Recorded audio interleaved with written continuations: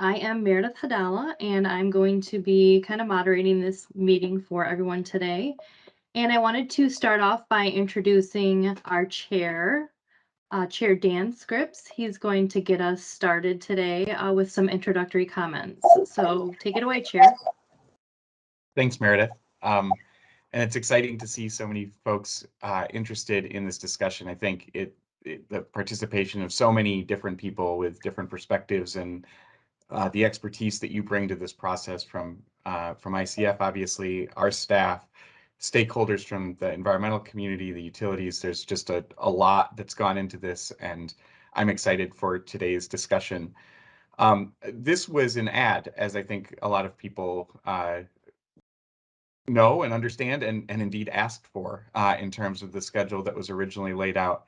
And after having some conversations with stakeholders, I think, there was an interest in not only sort of providing comments through the process that was outlined before, but having the opportunity for a discussion to really sort of allow for some direct back and forth engagement, particularly on things like the inputs, assumptions, and methodologies being used, some of the competing uses of feedstocks and sort of how we're approaching that and looking for opportunity for direct feedback and input, and then alternatives to renewable natural gas that exist and thinking through some of those things. There are also obviously other issues that have been teed up as part of the discussion and where we've received feedback from a number of stakeholders that aren't part of today's agenda. I think those are in some ways the process through the comment period allows for folks to weigh in and have the opportunity to provide additional information or different perspectives that ultimately will be considered as ICF continues to go forward in developing the report. Again, I really think that this process has been strengthened by the active involvement from all of you, and I think today is a big step in terms of providing an opportunity for direct dialogue above and beyond the comment periods that were originally included. And I appreciate the ask, if you will, or the recommendation that we add this session to the development. I do think sort of the opportunity for particularly some of the issues that we're going to be talking about today, but to allow not just comments and response to comments, but direct engagement and dialogue and discussion is going to strengthen the ultimate report and the considerations that go into it. And I also want to just sort of maybe as closing, that this isn't the only place where we're considering a number of these issues. When we were tasked with this process by the legislature and given a pretty aggressive timeline of having a final report back to them by the end of September of this year, we wanted to make sure that we honored both the spirit and the letter of what we had been given in terms of taking a deep dive into renewable natural gas, its opportunities, its limitations, the many considerations that go along with that, and bringing back something to the legislature that they could look at. I think inherent in that is that you're going to need to look at alternatives and that there's got to be some level of alternatives analysis in terms of the role that renewable natural gas might play, and then how that stacks up against sort of traditional gas, electrification, et cetera. But I don't think we have the time, particularly the time, given the aggressive time frame that's been laid out by the legislature, in order to do sort of the full deep dive into each of those other sectors in order to sort of have that alternatives analysis. That doesn't mean that it's not going to be robust. It doesn't mean that it's not going to be sort of a central part of the discussion in terms of what is the opportunity around RNG, and then sort of both fully evaluating it and then not over evaluating it. So to try and get that, but it's not a full sort of we're not going to go as deep into every other potential alternative as we are in the RNG space, in part because that's really sort of outside the scope of this. But it doesn't mean that those same considerations aren't happening elsewhere. And in fact, I think a number of folks know that this is Climate Week, and that as part of that later this week, the governor will be receiving from the Department of Environment, Great Lakes, and Energy the My Healthy Climate Plan, the final plan, which is due on Friday. And there are a series of announcements being made over the course of the week. I expect that there will be pieces in that take a look at the future of the gas system overall, and heating in Michigan, and how do we develop sort of the strategies around the 2050 goals that the governor's laid out to be economy-wide net zero carbon emissions by 2050, and what do we need to start wrestling with. So I think this will be an input into that process. I think that process will be more comprehensive in terms of looking at the many different strategies to get there, in terms of the future of heating, future of the gas system. But again, I want to just thank folks for their active participation through this process, for the many recommendations and the amount of feedback that we've gotten from stakeholders, and for the expertise that each of you bring. I think it's going to be a great discussion today, and I'm looking forward to hearing what you all have to say. So Meredith, with that, I'll turn it back over to you, but appreciate the opportunity. Thanks, Chair Scripps. Now, turning to the actual meeting for today, we do have some specific goals in mind. And the goals for today, we're going to review the inputs, assumptions, and methodologies that are being used for our RNG study. And then we're going to have some discussion regarding the competing uses of RNG feedstocks and alternatives to RNG. Now, as you can see from this agenda that Lynn has put up for us, we do have a pretty packed meeting today. We're having 6 presenters in addition to ICF. And so because of time constraints, I'm going to be giving people a 2-minute warning to go ahead and wrap up your presentation. And unfortunately, when your time limit's up, we are going to have to move on. So like I said, I'm going to give you that 2-minute warning to kind of wrap up your presentation. And it's nothing personal. We just really need to stay on our agenda today, just because it's so packed. As a note, the chat box is open. If everyone could please keep their lines muted while people are presenting, it makes it a lot easier for people to hear. The chat box, like I said, is open, but today we are only going to have time for clarifying questions. So if you need some clarification on something in the presentation, please put it in the chat box. And additional questions, any substantive questions, excuse me, if I can talk, any substantive questions should be emailed to Virginia. And I know that we keep putting up her email address. It's on the website. We're going to be putting it up in the chat and periodically throughout the meeting. You can email Virginia. If you have some questions that are going to pertain to your comments, you can submit your questions by the close of business day tomorrow. That's April 21st. And we're trying to respond to those questions within a week. So that would be April 28th. We're going to respond to those questions fairly quickly so that we can get your comments.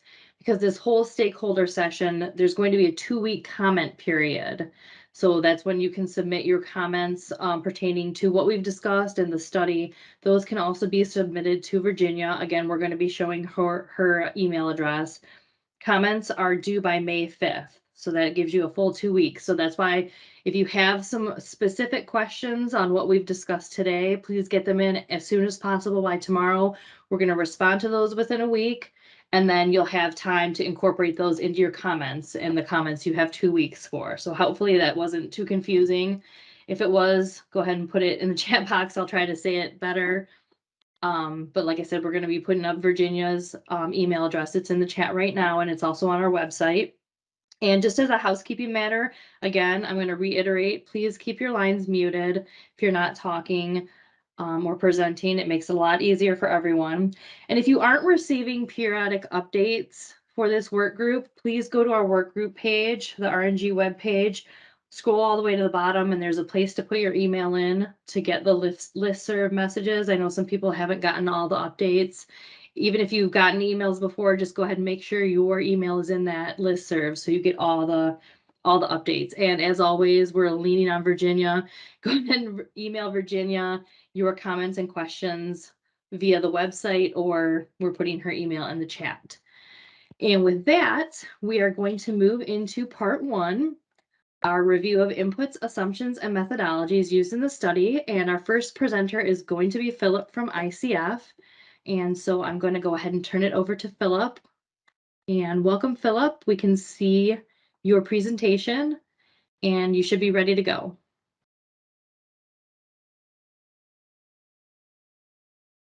Except you are muted, so if you're talking already, we can't hear you.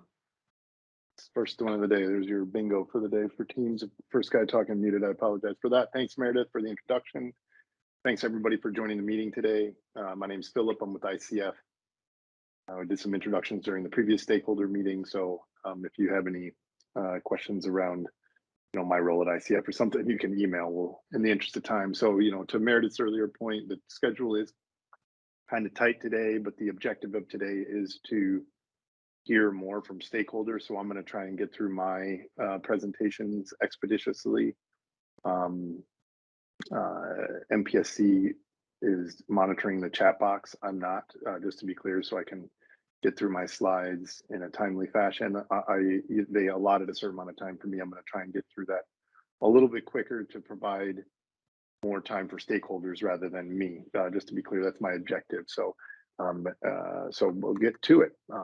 I've got 3 sections that I'm presenting today. So I'm just going through the first one now is related to, these are the 3 sections I'm presenting today. Meredith already talked about that. I'm just going through one of them now. And then there's some others who will be presenting. So I'll be reviewing inputs, assumptions, and methodology. My presentation on this is very brief, in large part because we sent around a document for folks to review over the last couple of weeks. So I have kept it pretty straightforward here. That document outlined 4 primary considerations as it relates to the work that we're doing in the Michigan Renewable Natural Gas Study. It focuses on our approach to characterizing the feedstocks that are available for renewable natural gas production. What are the supply considerations incorporated into the analysis? So again, there's just feedstock. That's just like an inventory of the biomass. The second one is related to how does that become a supply, right? So how do you take an available biomass and how much of it is used to make RNG? And then the third bucket is related to cost considerations. And then the last bucket is related to greenhouse gas emissions and how that, and then that kind of dovetails into cost effectiveness. And in the context of this study, of our scope, cost effectiveness is presented in terms of a dollar per ton basis, right? So there's of GHG emissions. There's a variety of ways to do cost effectiveness and cost benefit analysis, but just in our scope, we're committed to, or we're required to cover GHG emissions and cost effectiveness considerations for RNG production. So those are the 4 big buckets. I've got 1 slide for each of these. And it's pretty dry, just to be clear, because again, I did not copy and paste that extensive document into this presentation. I'm not going to recap all of that, just to be clear, but I'll walk through just the basics of it. I think that the first bucket, feedstocks for RNG production, is probably the easiest to grasp in the sense that it's really just establishing a resource base of biomass that could be used for bioenergy production. This is the only narrowing constraint in this aspect, and this part of the study is related to whether or not that feedstock could be used for renewable natural gas, which most of them could be, based on existing technologies, it could be used to make renewable natural gas. Now, again, most of it though is just a feedstock that could be used for a variety of things in the bioenergy space or others, and we'll get to that later. But this is pretty straightforward in the sense that we develop a resource base based on publicly available information, and that varies by feedstock. But again, there's nothing proprietary for one, our work is, all the work that we're doing is for Michigan Public Service Commission. So there's nothing deemed proprietary, just to be clear. So it's all based, but all of this information is derived from publicly available information. Each feedstock has an established energy content. Again, we put that in the inputs, assumptions, and methodology document, what our assumed energy content of each feedstock was. And then and then there's a geographical allocation of that information. So again, it's the Michigan Renewable Natural Gas Study, but we're, in order to help for presentation purposes, the information is presented across 10 regions of Michigan versus, I think it's 80, it might've been 70 plus, but there's a lot of count. I think it's 82, don't quote me on that, but although we're being recorded, so please don't quote me. So, there's a little bit more than 80 counties, I think, in Michigan, and that just became too cumbersome to present it at the county level. So again, there's a geographical allocation.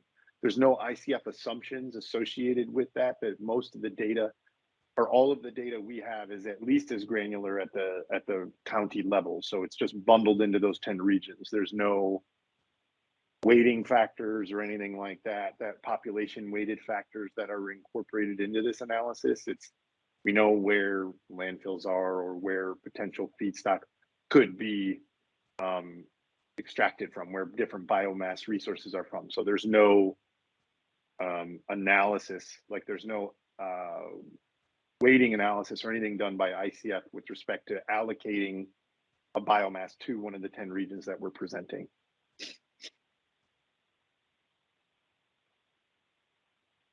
So we start with the biomass resource base, just to like how much of it is there. And you know, that's what I just presented. That's where we start from. That's just how much biomass is there.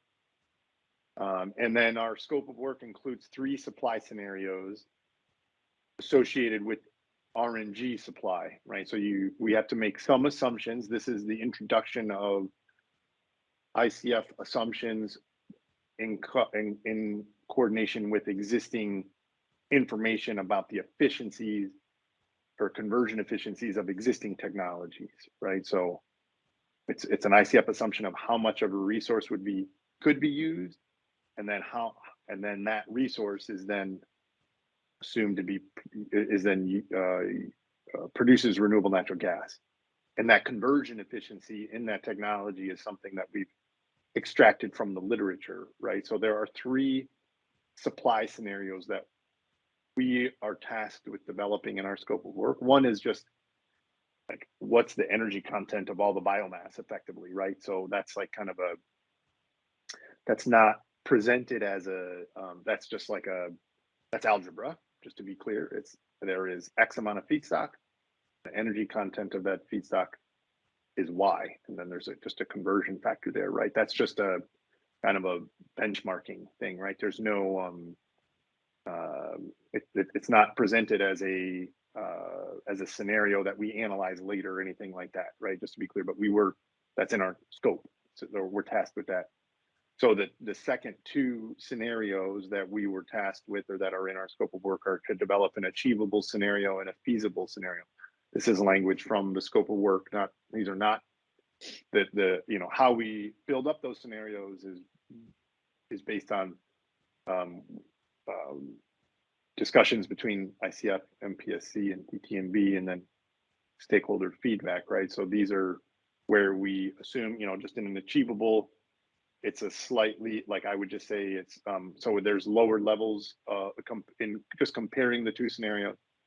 There's less feedstock utilized in the achievable scenario, and we're assuming that feedstock would be like, we're just not using very much of that feedstock, that some of the technologies wouldn't be as cost effective, a variety of other, like that you couldn't, that the technology itself, for instance, for thermal gasification wouldn't be as cost effective. So you can't really get higher biomass prices in the mix. So you kind of have to use the lower biomass, some of the low hanging fruit there. So, and just the only, like the just caveat there, you know, so if we're going back to the slide around the resource base, we're assuming in this scenario that, you know, that resource base that we characterize, that about 18% of the feedstock is used for RNG production. We don't say what the other 82% of feedstock could be used for, but there's a lot of feedstock left over. And there's just, you know, again, the feasible scenario is just a more, has higher utilization of feedstocks. And then that comes with higher prices too. So there's kind of a feedback loop there. And then again, just for the sake of argument, or for the sake of reference, you know, that feasible scenario is using around 47% of the resource available. And that's across all of the 8 or 9 feedstocks that we're considering, right? It's not 47% of each feedstock. There are some feedstocks which are better suited to RNG production, and others that are less well suited to RNG production. So that's just presented as a kind of a macro level number for the sake of reference. So it's not, just to be clear, that 18% and that 47% that I referenced are not 18% of each feedstock or 47% of each feedstock. It's 47% of the total feedstock. So they're so again, that's a weighted average based on each bucket that's in play based on the feedstocks that we're including in our analysis. Cost considerations. So again, there are a variety of tables and stuff like that in the companion document. I'm just going to present here just the key takeaway. I think that, you know, we build up the costs and present them as a levelized cost of energy, right? So the levelized cost of energy is a measure of the average net present cost of RNG production for a given facility over its anticipated lifetime, right? So we have to assume a certain amount of feedstock in, a certain amount of RNG production out. And there are different sized facilities for each feedstock and technology that we're considering. Those are all outlined in the input assumptions and methodology. Again, then the levelized cost of energy is just a way for us to compare the cost. You know, it's presented on a dollar per MMBTU basis. The output or the outcome of our modeling is a dollar per MMBTU, and that helps compare across other energy sources, right? So that's just so that you could, if you're looking at it on dollar per megajoule or kilowatt hour, whatever, you can do a straightforward conversion to compare the levelized cost of energy for renewable gas, renewable natural gas, whether it be going to RNG or biogas to electricity, which we're also doing. It's also in our scope. So you can compare that on a dollar per unit energy basis, right? So this is a common metric like the LCOE. That's the way that we find it easiest to compare to, you know, current pricing of energy and things like that. It's just part of the, it's the, you know, so it's just help comparison across multiple energy end uses. So when we say high cost, like if I get caught saying, you know, when we're talking about the results in the future, like in our subsequent meetings, like if you hear me say low cost or high cost, that's referring to a low levelized cost of energy, right? Just to kind of normalize our discussion. So, you know, basically like it accounts for the economies of scale, like, you know, bigger facilities tend to have a lower levelized cost of energy, even though they require a higher capital expenditure, maybe higher O&M costs. The output of the energy is higher, and you know, on a per unit energy basis, they actually are a lower cost, a lower levelized cost of energy. And I do note here, we always make this caveat, or we, you know, that our cost estimates are not, this is not a project. We're not, we are developing our costs up on what I would consider a bottoms up basis, but we're bucketing potential project sizes. We're not saying, hey, there are going to be, you know, 832 projects or 8 projects in Michigan, and here's what each one of them is going to cost. We're building up a supply cost curve based on, you know, the available resource and the likely distribution of sizing of facilities within each feedstock. And the reality is that the individual costs of a project will depend on a variety of things that are higher or lower than our estimates. So they're not in, this is not a pro forma to be submitted to an investment committee or to a regulator for approval. It's meant to be a cost estimate representing our best estimate of the cost within each bucket of consideration in our study. So we often get comments, you know, related to, you know, this cost is too high, this cost is too low, things like that. But, and, you know, again, like the vetted nature of our cost model, like it's been, so we'll provide more information on how it's vetted. But, you know, so again, it is inevitably lower or higher than something that you have seen before. It's just, are we capturing the, you know, the expected cost on average of these facilities? That's what we're trying to do, just given the scope of our considerations. And again, like, so the last bucket, you know, when I'm looking at the levelized cost of energy, I'm looking at the 3 main buckets are the capital costs, the operations and maintenance costs, and then there's revenues associated with that come in, and then the financing considerations. And those can vary again, like, you know, we're, again, different financing, you know, depending on who the investor is, the financing terms are different. We will inevitably be wrong on that bucket for an individual project. We're not trying to do it on a project by project basis. We're trying to ensure that we're representing the range of costs that are likely to be experienced associated with RNG production in Michigan. So we have, again, like our operations and maintenance costs, for instance, are, that includes things like, that most facilities require a certain amount of natural gas to operate, just for heating purposes or other, on-site purposes. And there's a certain amount of natural gas consumed, certain amount of electricity consumed to operate the equipment on site.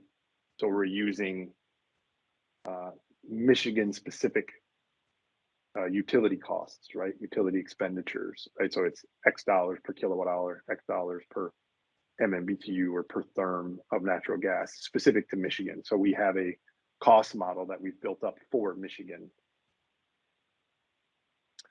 And then my last slide is related to GHG emissions and cost effectiveness considerations for RNG production. We're looking at the GHG emissions of renewable natural gas, the fuel, right? Of producing renewable natural gas. And there are two approaches to this. There's, there's the life cycle GHG emissions approach and then a combustion-based approach. We generally are presenting things on a combustion-based approach because it helps us compare with existing state inventories, right? So the GHG emission inventory, if you look it up for Michigan, it includes a certain amount of emissions attributable to industrial activity, commercial activity, commercial and residential building, energy, transportation, things like that, the conventional economy-wide GHG emissions that are built up in state inventories. So if we say, hey, if we want to present our results in that context, but then recognizing that there are impacts upstream or associated with the conditioning and upgrade of renewable natural gas, and then there are emissions along the pipeline, things like that, associated with delivering renewable natural gas, you present it on a life cycle based approach, and then again so again at the combustion based approach, there's very little to no difference if you have a biomass based resource. It's versus like upstream, there's considerable differences in the GHG emission accounting methodologies when you go upstream. So we are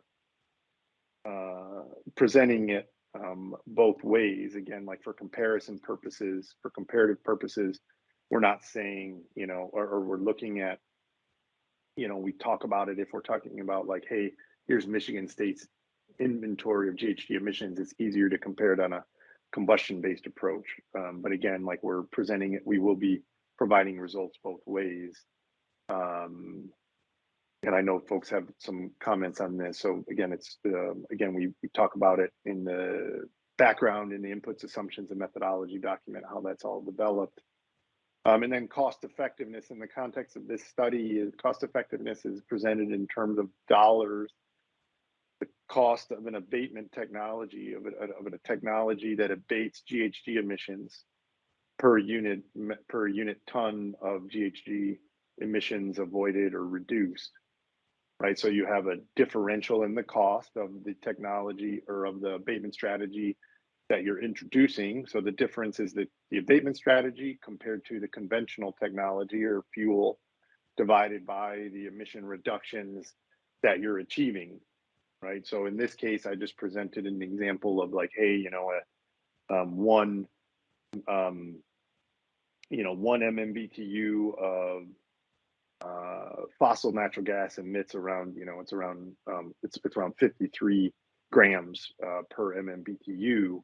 So that's what's displaced, right? When you're talking about cost effectiveness. This is for the combustion based approach. But you have a cost, we haven't, like it would be a comparable calculation just with the life cycle basis in the denominator for the life cycle cost. So there's not much that changes in the numerator in this equation when you move to a life cycle approach. It's just the denominator, really, because we're not changing the cost of of renewable natural gas. Like we are accounting for all of these costs to produce the technology, right? So that's the end of my first presentation.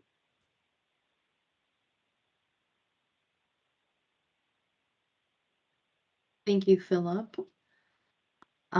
We have a couple of questions in the chat. A couple of them are clarifying questions. And are we going to wait till the Q&A section for those? And just move on through the rest of the presentations?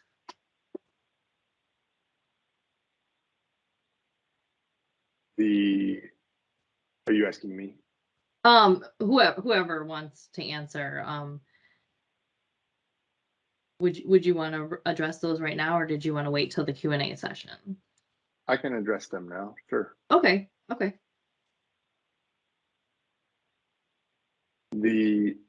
So I'm just looking at these questions. Price points are Philip, included. we could have Yeah. Travis ask them for you. Ah, thank you, Travis. Yep. So Travis can read them out loud. Thank you. Yeah. Sure, no problem. This is Travis. Yeah, the first question there was on the supply considerations slide. And the question is, what were the price points used for denoting lower biomass prices and moderate biomass prices? The information presented in the billion-ton study and the associated background of resource availability for technologies or for biomass are included in $10 per dry ton increments. They go from, I believe, $10 per ton up to $120 per ton.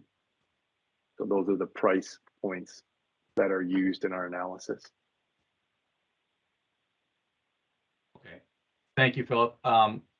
The next question was pertaining to the cost consideration slide. And that question is, what real discount rate do you use to levelize costs, and what is that based on? Don't know that off the top of my head. We'll have to reply to that separately. Okay, just as a reminder, if we're not able to answer these questions off the cuff, go ahead and send those to Virginia's email and we will respond through email. The next question from Bradley, it looks like. I'm going to say let's go ahead and table that question. And Bradley, if you could go ahead and email that to Virginia. I think that's more of a substantive question that we'll have to answer at a later date. And then moving on to the next question is another clarifying question on the slide that discussed the combustion analysis. The question is, to clarify, you will be doing a life cycle and combustion analysis. The inputs and assumptions document stated that only a combustion approach would be used. That must have been a mistake on my part. I prepared that document. So yes, it is. Based on our discussions with MPSC, based on ICF discussion with MPSC, we are doing it both ways.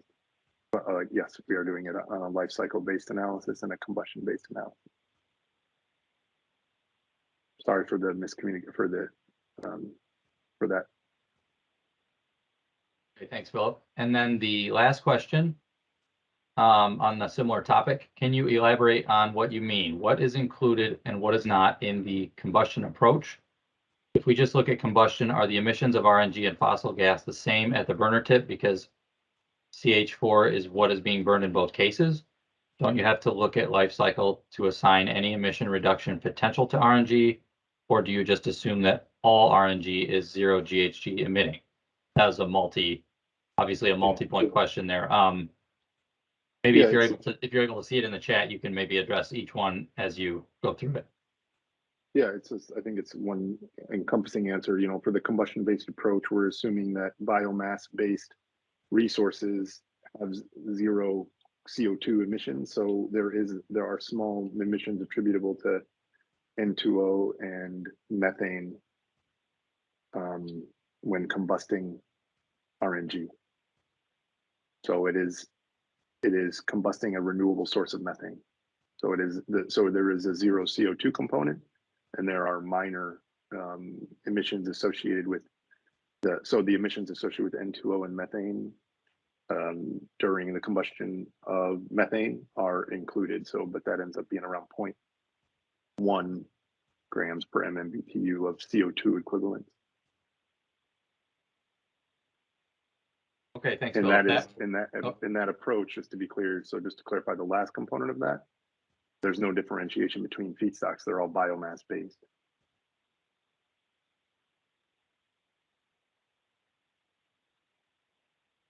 Great. Thank you, Philip, for answering those questions. And thank you, Travis, for assisting us in the chat. And to keep things moving, we are going to keep on this topic of the inputs, assumptions, and methodologies. And we're going to switch it over to our stakeholder presentations. And the first one is from Michigan Food for All and the Earth Partners. Oh, I'm getting a little bit of an echo. Sorry. All right, we can see the presentation, so you can go ahead when you are ready. A question before I start. This is Louise Gornflow. How do I advance the slide? Hi, Louis. This is Virginia. I'm sharing my screen right now with your slides, and you just can tell me when you need me to move to the next slide, and I'll advance it for you. Thank you. Yep, no problem. So thank you for this opportunity to present my presentation, the life cycle GHG assessment of manure biogas. I'm just going to be looking at manure biogas. And Louise Gornflow with the Michigan Food for All and the Earth Project. Next, please. For biogas to be considered as a resource that mitigates climate change, its embodied GHG emissions must be significantly less than the fossil fuel GHG emission it displaces. And for those who you need to understand what embodied emissions means, you can read further. Next slide. And we're going to skip this slide. So ICF states in what they sent out to us that the RNG in a combustion accounting approach is zero rated and carbon neutral. And at the time, this was the only GHG analysis it was doing. So ICF's choice of the combustion accounting framework rather than GHG life cycle approach means that it will give all the GHG emissions up to the point of the biogas combustion. The combustion approach is called creative bookkeeping by the London Financial Times. It's commonly used by the bioenergy industry to justify bioenergy projects. Next, please.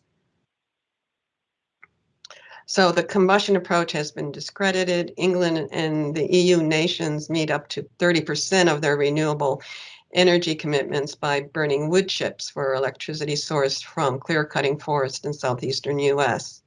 The wood that goes into the burner is deemed carbon neutral. The scientific community has pushed back on that assumption.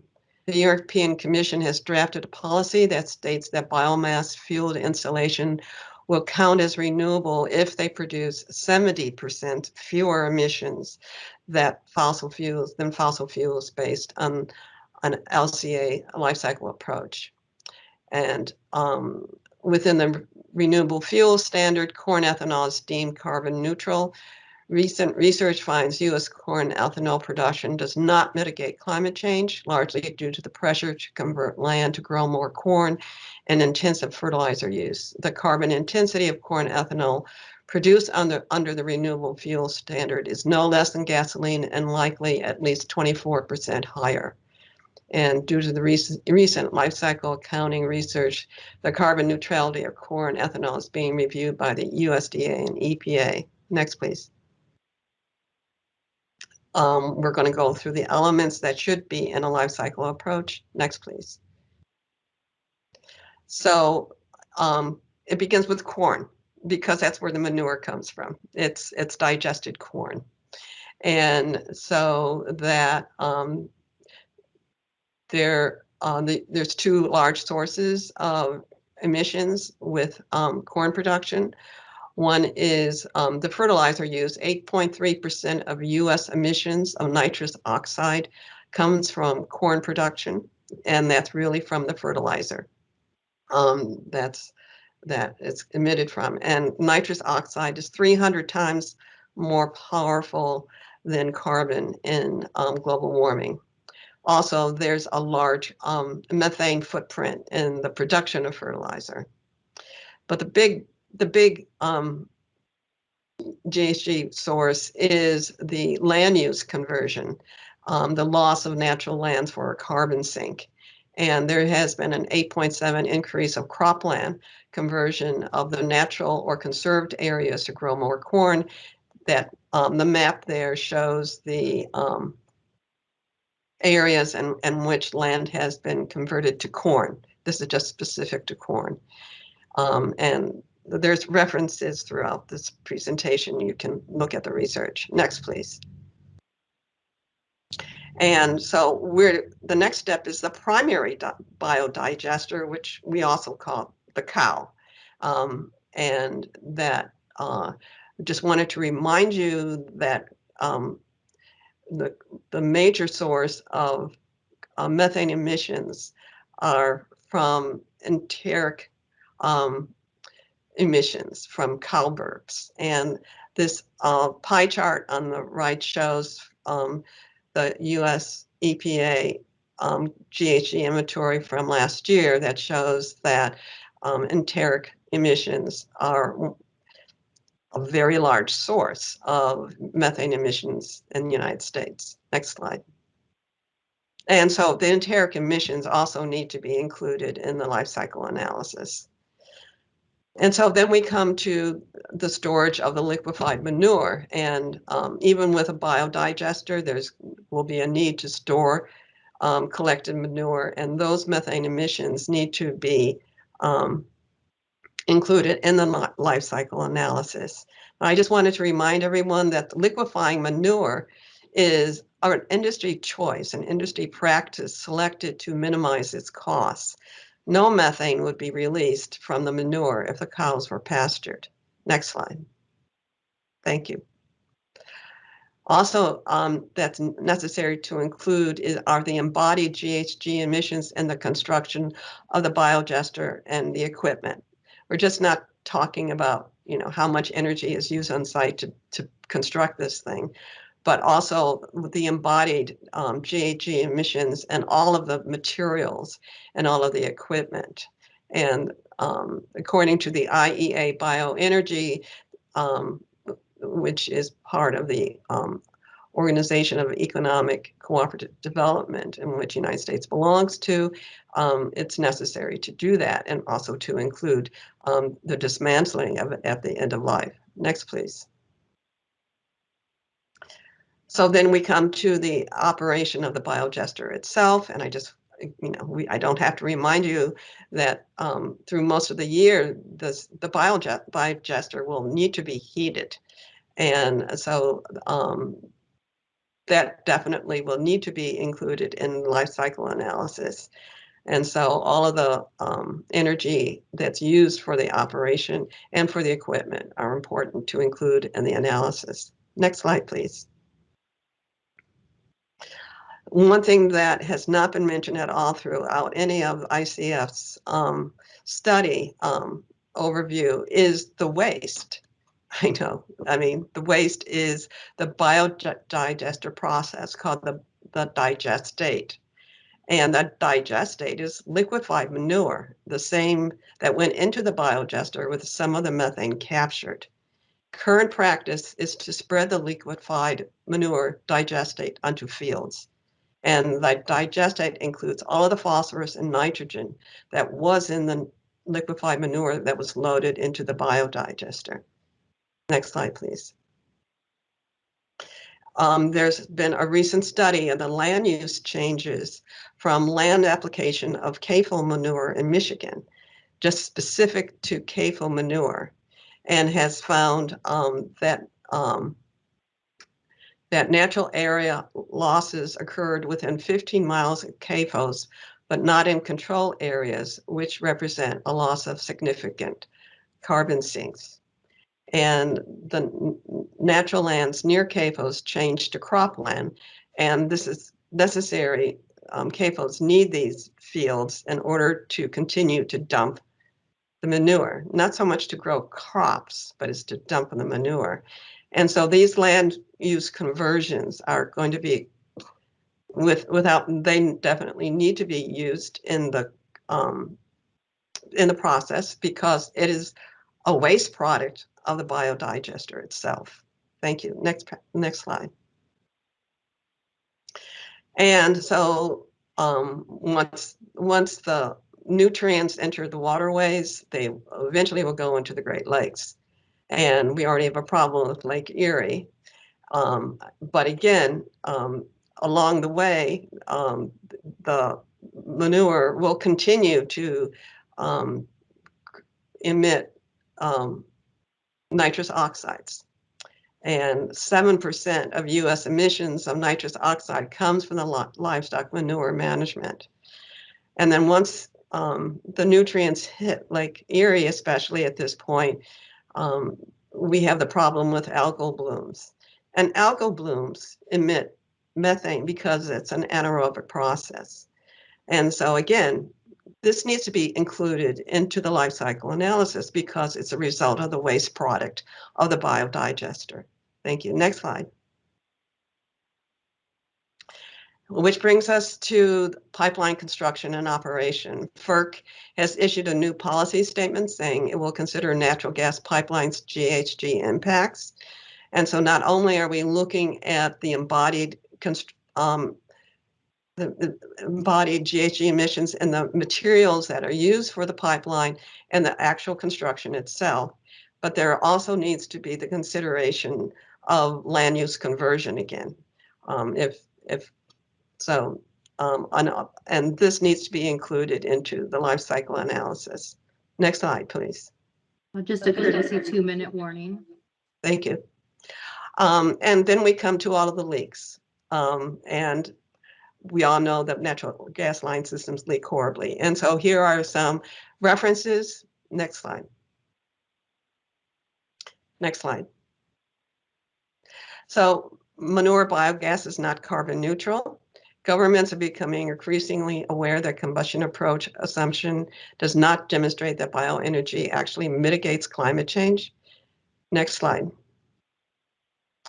The IPCC 6 assessment report requires a 43% decrease in GHG emissions by 2030 to achieve the 1.5 climate goal. If we persistently choose to greenlight carbon-intensive energy products, we'll seal our fate. We already live in a climate change world. We now get to decide how horrific it will become. Next slide, please. The MPSC needs data-driven analysis that will fully account for life cycle emissions, especially those that claim climate mitigation.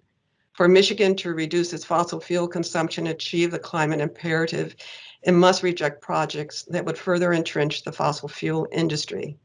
MPSC needs to avoid the build-out of climate-intensive infrastructure that will become stranded assets when we do reduce our fossil fuel emissions. Next slide.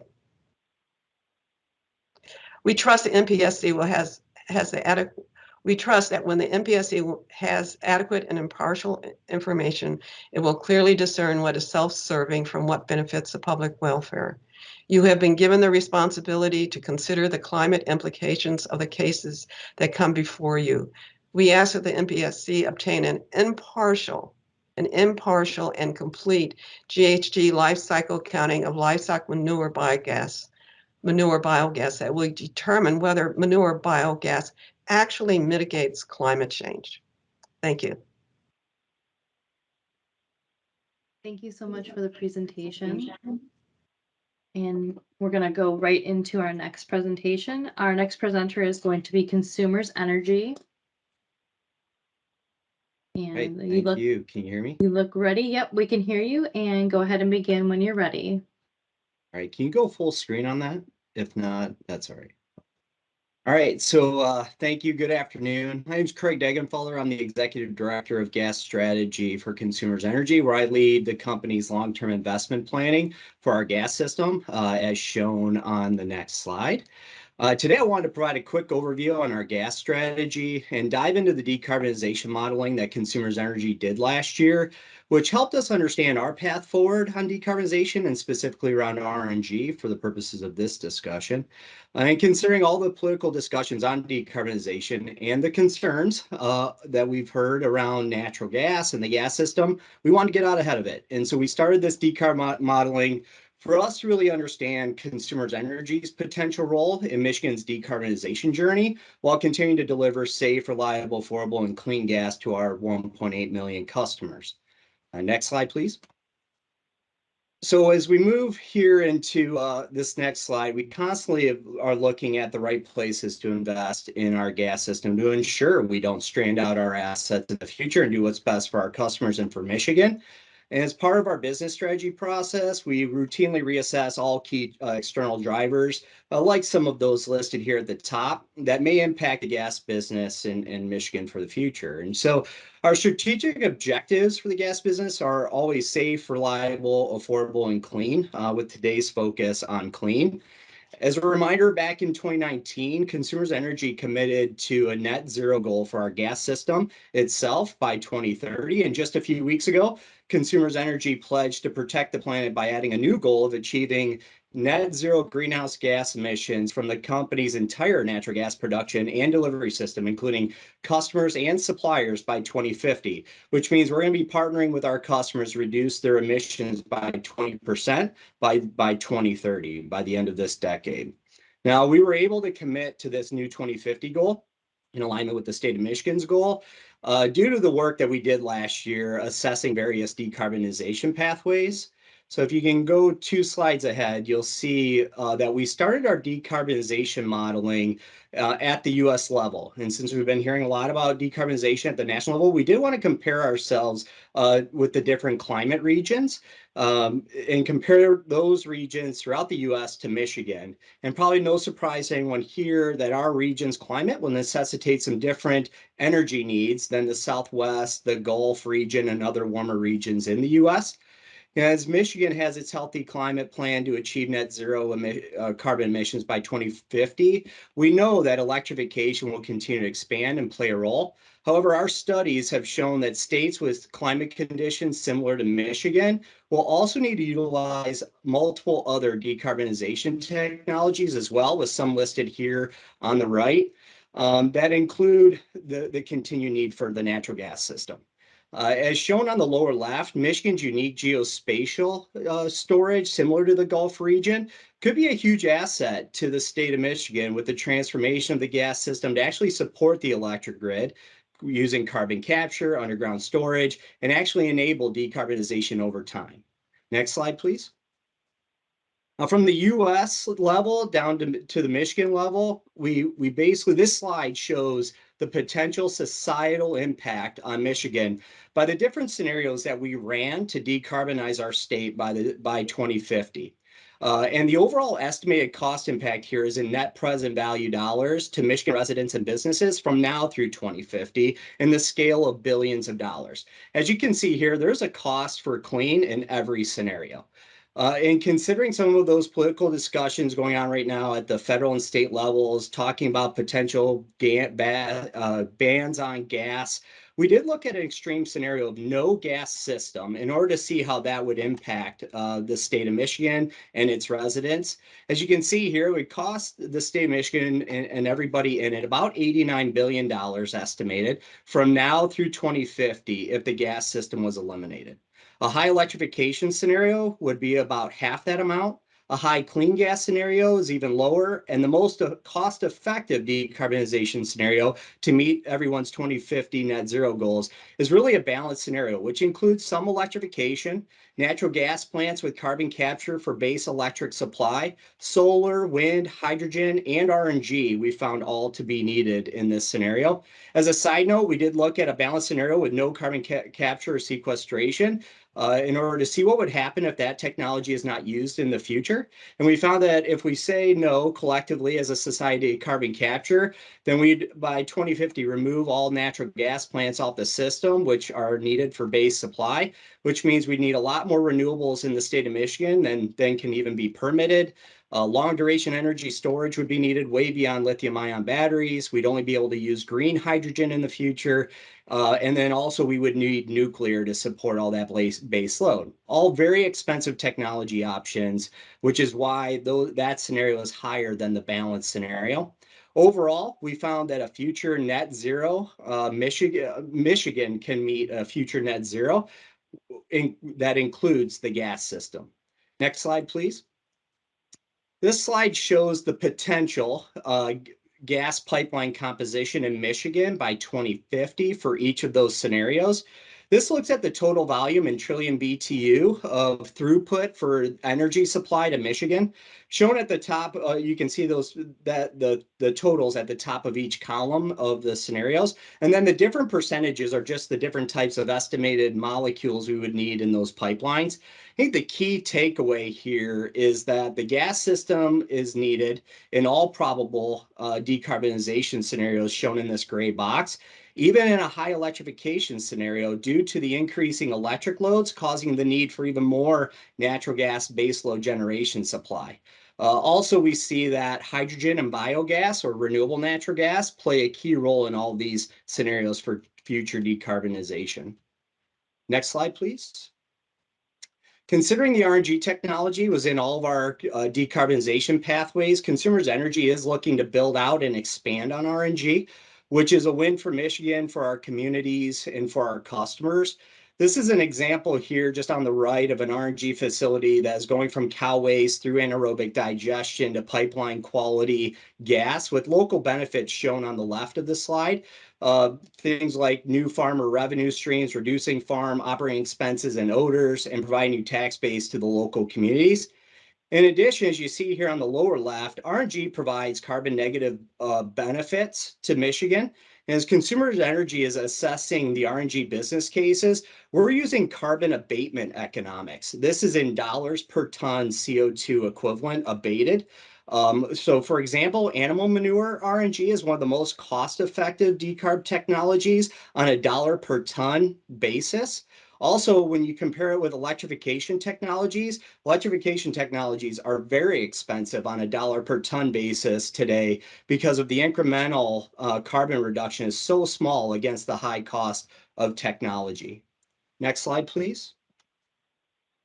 From an economic development standpoint, new RNG connections from these farms in rural areas to our current gas system can also provide the opportunity for other Michigan residents that are propane users to connect to the natural gas system, which is a cleaner and lower cost fuel, as you can see here from this very simple illustrative example. Next slide. Now, we've gotten a question by various stakeholders, and this is a very good question. And we have an electric side of our business and a gas side. And so we look at this from an energy agnostic perspective as we balance clean with affordability and equity to bring everybody along in the journey. The question we get, though, is, why would propane users just jump over natural gas and go directly to electrification for space heating? Or why wouldn't natural gas customers just shift to electrification? Well, as we balance clean with affordability in order to bring everybody in Michigan along in the decarbonization journey, this slide shows how costly a decision it is to purchase and run an electric heat pump or geothermal when compared to a natural gas furnace. Even though the electric technologies are more efficient, the cost of energy and the initial capital installation costs that a customer would pay for far outweighs the energy efficiency. In addition, if Consumers Energy gas customers today want their home to be in net zero emissions, under Consumers Energy recently approved voluntary carbon offset program, a typical residential gas customer who emits approximately 4 tons of CO2 annually could add approximately $57 to their overall annual cost and to support environmental sustainability and consider themselves net zero. And this carbon offset addition to their bill, as you can see on that far lower right-hand side, is still the most economic technology scenario for customers to utilize natural gas and purchase carbon offsets to consider themselves a net zero carbon emissions profile. Next slide. Just a courtesy 2-minute warning. Thank you. Well, that worked out well because in closing, when we balance the affordability with decarbonization for Michigan, we see that the natural gas system and RNG is needed to support Michigan's 2050 net zero goal. And it really is a win-win-win for Michigan. And since we do have a minute left, I will see if there's any clarifying questions anybody has.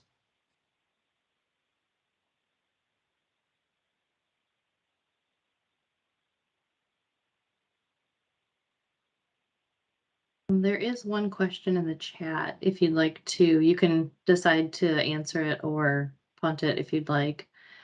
It says, does Consumers Energy consider as an external driver National Pollution Discharge Elimination System permitted facility violations before partnering with them for manure RNG production? I would say yes, we do evaluate performance in their permits.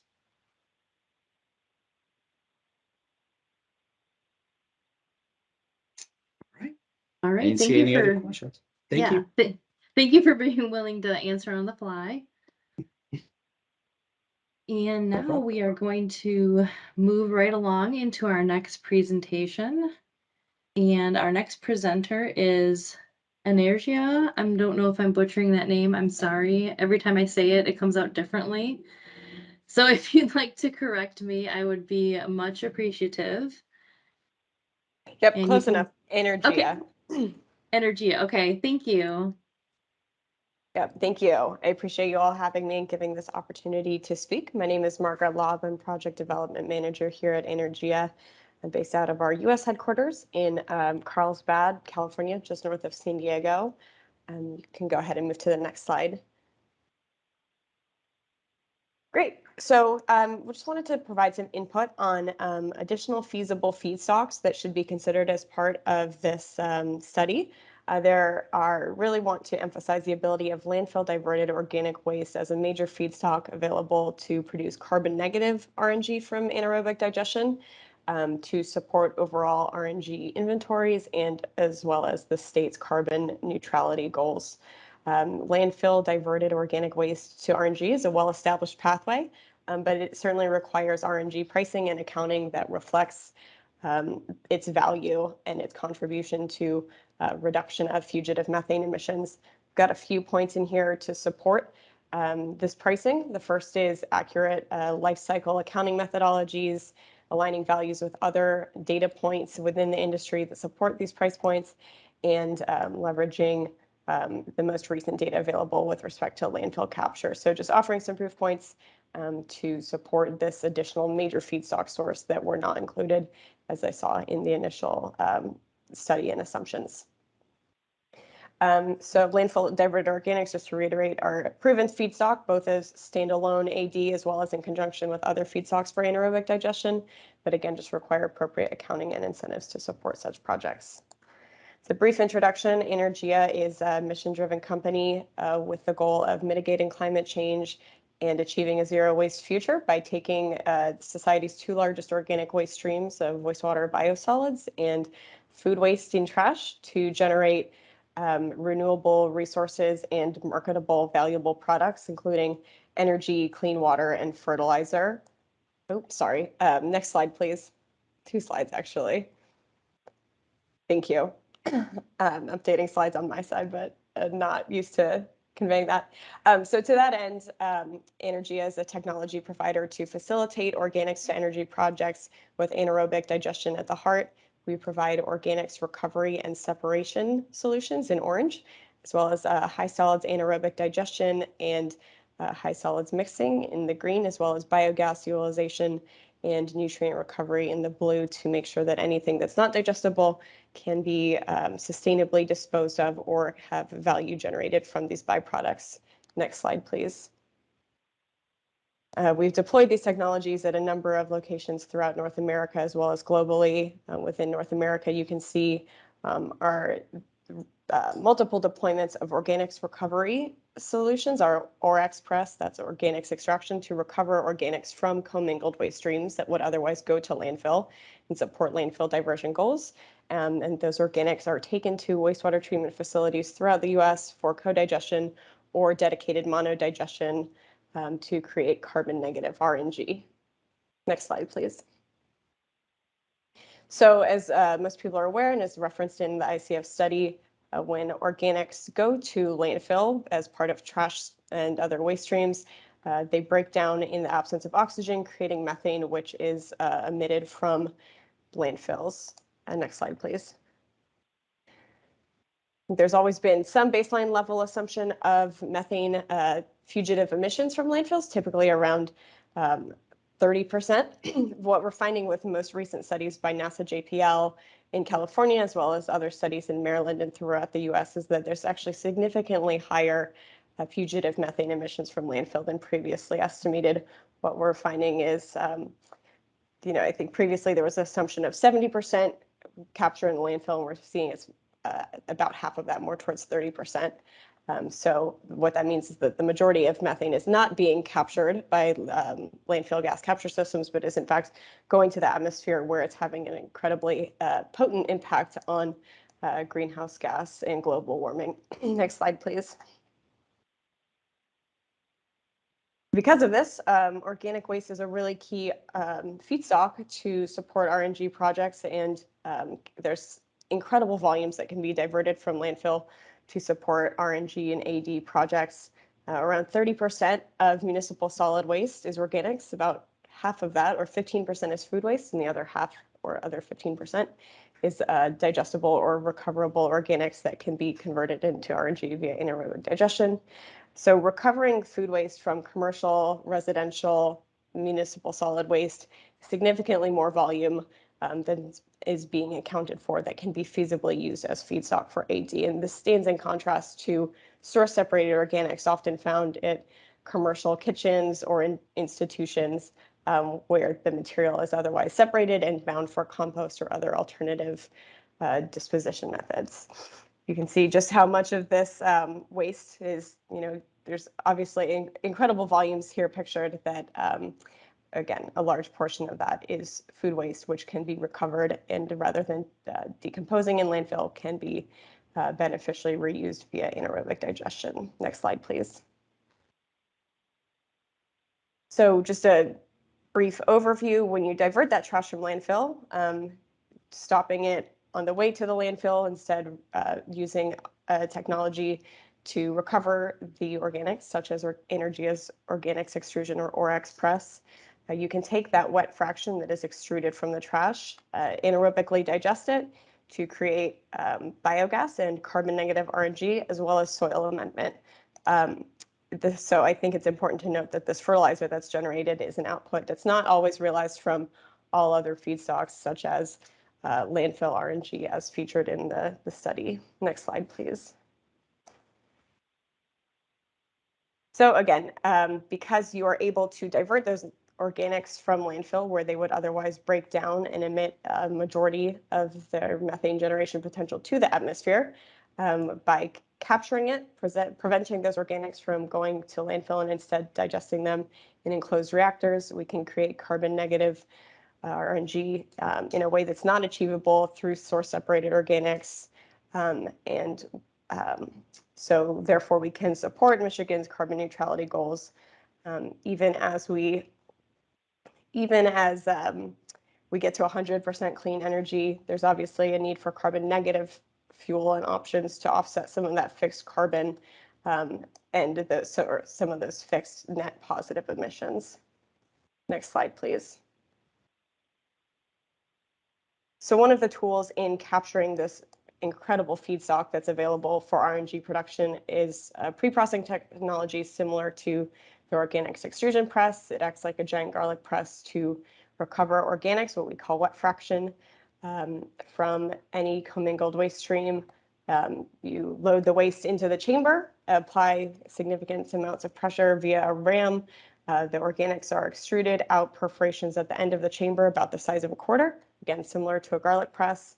The wet fraction or putrescible organics are extruded, and the remainder in the chamber can be sent to landfill or compost as is appropriate, based on the inbound feed stream. Next slide, please. So once this, the input trash has been pressed via the Orex, there's still some residual contamination. So the key is to then polish it to dilute the material so that it can be readily transported, pumped, and digested, remove any residual contamination to create a clean, energy-dense feedstock that can be digested. And again, from the inbound commingled landfill-bound waste, we can create this really homogenized food waste slurry that can be digested 100% as food waste or in as co-digestion at wastewater treatment plants throughout the country. Next slide, please. So landfill diverted organics are currently being used as a primary feedstock for a number of facilities throughout the US. So this is a proven source of feedstock that, again, just needs the accurate support through appropriate accounting of carbon intensity and life cycle costs. Rialto Bioenergy facility is one such proof point. It is North America's largest food waste digester. It is mono-digesting 100% food waste that is landfill diverted via Orex press. So it takes commercial municipal solid waste, extrudes the organics where it is brought to Rialto Bioenergy facility, diluted and pumped into these digesters to create carbon negative RNG. Next slide, please. It is processing landfill diverted organics that are recovered from municipal trash throughout the Los Angeles area. So again, you can see we're recovering the organics from this broad area and then trucking the waste out to this dedicated facility where it's creating RNG. This is just a drop in the bucket in terms of the food waste that is available in all commingled waste streams, both residential and commercial, that should be accounted for and represent a significant feedstock source throughout the US and in the state of Michigan. Next slide, please. Just a courtesy 2-minute warning for you. Great, thank you. You know what, then can you jump up a few slides? Just one more. Sorry, yep, one more, please. So another case study where landfill diverted organics are being digested to create carbon negative RNG is the Victor Valley Wastewater Reclamation Authority.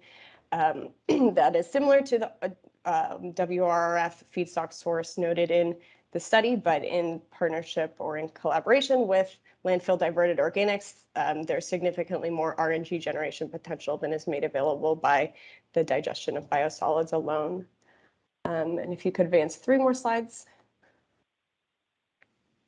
Just the last proof point is a project currently being developed right here in Michigan, which will digest landfill diverted organic waste that's been recovered from commercial and residential trash streams to be digested for generation of RNG. If you could advance 1 more slide. So supporting these projects requires accurate accounting of carbon intensity to support appropriate carbon pricing. Examples such as the California GREET model are currently used for the LCFS program in California, has an established pathway for the digestion of landfill diverted organics to create carbon negative RNG. We recommend this or a similar basis to inform life cycle accounting methodology to, again, appropriately quantify carbon intensity, carbon negativity of RNG, and pricing to support projects for RNG and landfill diverted organics in Michigan. And I think I'm fine to leave it there. Thank you.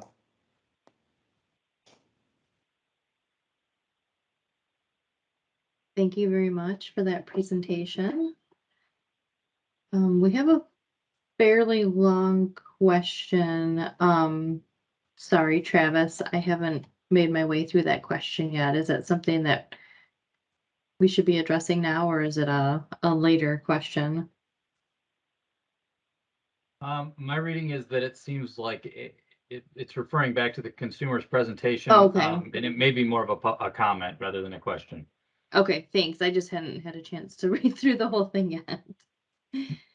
Thank you. And now, and according to the agenda, we are moving into the Q&A period. It's just going to be opened up to the stakeholders. Thanks, Chris, for that clarification. We're going to just open up to the stakeholders that are attending for a dialogue on this first part of our presentation on the review of inputs, assumptions, and methodologies. And we have about 8 minutes scheduled. And like I said, we're kind of sticking to a pretty tight agenda. So I'm going to go ahead and open up the floor for about 8 minutes now.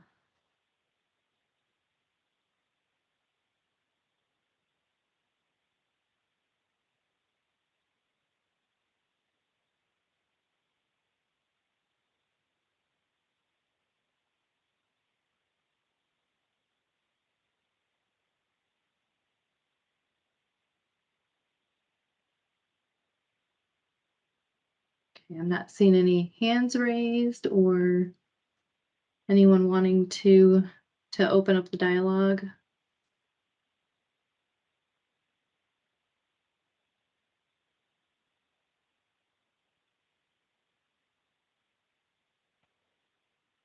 All right, if we don't have anyone that wants to speak, we can maybe take a couple minutes for a break, maybe a 5-minute break if that is agreeable to everyone.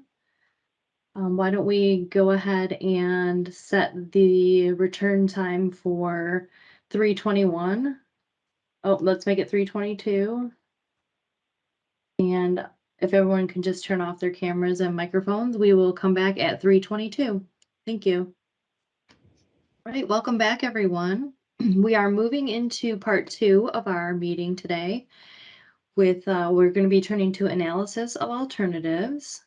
And we're going to go ahead and throw it back to Philip with ICF for his presentation. He's going to describe competing uses of feedstock. And so I believe Philip is going to share his screen. Pulling it up now, Meredith. Okay.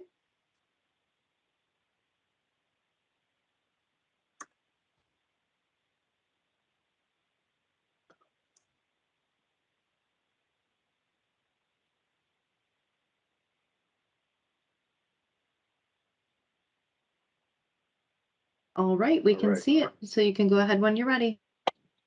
Great, thanks. Thanks, Meredith. I just, prior to getting into the feedstocks, I just want to remind folks, this is just kind of our generic slide of like what we're looking at when we talk about renewable natural gas. We have the production technologies on the left, which are broadly characterized as anaerobic digestion and thermal gasification. And then, this is really focused, what we're talking about here is the feedstocks, right? I got these icons just to represent various feedstocks. You have animal manure or landfills, water resource recovery facilities, energy crops, crop residues, things like that, right? So agricultural waste, again, like we've characterized these in detail. That's where we're focused now, right? I'm not talking about anything on the technologies or alternatives for RNG. This is just this feedstock bucket, so the biomass. And so I put this language at the bottom just to clarify for folks, just so when they're, thinking through this, like we're not, as part of our study, looking at the economics of using biomass for competing uses, right? We are looking at the economics of producing renewable natural gas from feedstocks that are available in Michigan. And by renewable natural gas, that also means biogas to electricity. So again, we're not saying, hey, what are the costs of renewable natural gas, but producing renewable natural gas from that unit of bioenergy compared to, making another syn fuel, like another biosyn fuel, like you could pick your favorite fuel, using it to make like a renewable liquid fuel, something like that. We're not doing that, just to be clear. A lot of words on this slide. This is the only slide, or hold on, is this my only slide? No, I got a couple other slides, but this is my main slide here. So I'm not going to go through this in terrible detail, but I've got the description of each feedstock on the left. So I've got each feedstock on the left that is incorporated into our analysis. Definition thereof.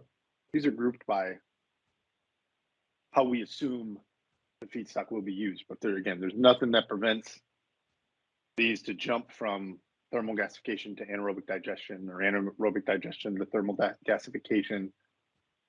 We're not here to determine exactly how it happens. We're just here to determine what the costs are if it goes via this pathway, via a renewable natural gas pathway and a particular technology, right? So we're not meant to be deterministic in our outcomes. It's meant to be scenario driven and things like that, right? So we're just doing our best to capture the range of possibilities, assuming that it's used to make that a particular feedstock is used to make renewable natural gas. So I know that folks are out there who are like, hey, you could use ag residue or forestry product residue or even energy crops in digesters. We're not saying don't do that. We're just saying, this is where, like that's just for costing purposes and GHG emission analyses, things like that.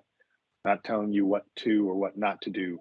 The outcome on the backside of the analysis isn't that different. So again, nothing here is meant to be deterministic. It's just meant to say, hey, here's a biomass resource base. I think these are all pretty self-explanatory. Animal manure, food waste, landfill gas, water resource recovery facility, agricultural residue, energy crops, forestry and forest product residue, and then municipal solid waste. So that one is flagged in a different color because it's non-biogenic. We account for everything differently in that. But again, so those are the feedstocks that we're looking at. I'm happy to define one of those if somebody has a clarifying question about what is and is not included in any given definition, but I'm going to assume there's been some talk like that people are familiar with those feedstocks. If that's incorrect, then please ask a clarifying question in the text box. Get to it as best as we can. In terms of competing uses of feedstock, these have a variety, it's either, tends to be either energy or something else, right? So there's some sort of bioenergy production or something in a, kind of complementary or similar industry, right? So in the case of animal manure, that can also be used as fertilizer and compost materials. Food waste can also be used as animal feed, can be used in the compost, could also conceivably put through, to make a liquid fuel. Landfill gas you don't have to, the captured biogas that comes off of a landfill could be used for process heat, could be used to, it is and often is used for biogas to electricity. Water resource recovery facilities, similar to a landfill, like if you're capturing that gas, it's often used at the water resource recovery facility for some sort of industrial process heating or for electricity production on site. For ag residue, there's a variety of, again, like you're in the agricultural sector, there's a variety of things can be used for animal feed in some cases, can be used for bedding. And then, like there are some things that you have to consider in the extraction of that feedstock there, just to be clear, like how the extraction of that feedstock needs to be considered in the context of sustainability. Energy crops are just that, they're purpose-grown crops. And again, like the resource base from which we're drawing has sustainability considerations. So there isn't land conversion, it's land use, but not land conversion. And again, those are purpose-grown energy crops, so that they're not designed to be grown for something else, right? So like from a feedstock basis, you could have a more substantive discussion. Just to be clear, I'm not trying to ignore that, but there is this, like, I'm just talking about the feedstocks. There's a separate conversation that folks are welcome to have around, whether or not using any land, existing or converted land, it should be used for energy crops. I'm just using the resource base that is potentially there and identifying what the feedstocks are. That's a so there are discussions to be had there. Just not covering that here, just to be clear. Forest and forest product residue, again, is pretty straightforward. And in this case, there's, it's energy sector, pulp and paper, pellet and briquette manufacturing, or briquette, landscaping, fertilizer for forest land, particle board manufacturing, and animal bedding, right? So there's a variety of uses there. There's similar sustainability considerations that need to be incorporated into the extraction of that resource. That is included in our analysis. So it's not, you can't just cut down forests, right? So it is product, it is residues. It's not forests. It's forest residue in that bucket, right? So it's the sustainable extraction of a residue from a forest to maintain the health of that forest while using some of that product, right? And then municipal solid waste there isn't a ton that you can do with it, to be honest, because it's the non-biogenic fraction. It's that waste can be incinerated, but in terms of competing end uses, there aren't really a ton there, just to be clear. There isn't much of it that's recyclable. That's why it's, again, in that municipal solid waste bucket. In the future, there may be ways to recycle it, but again, there isn't known, most of this is stuff that's difficult to use for other purposes.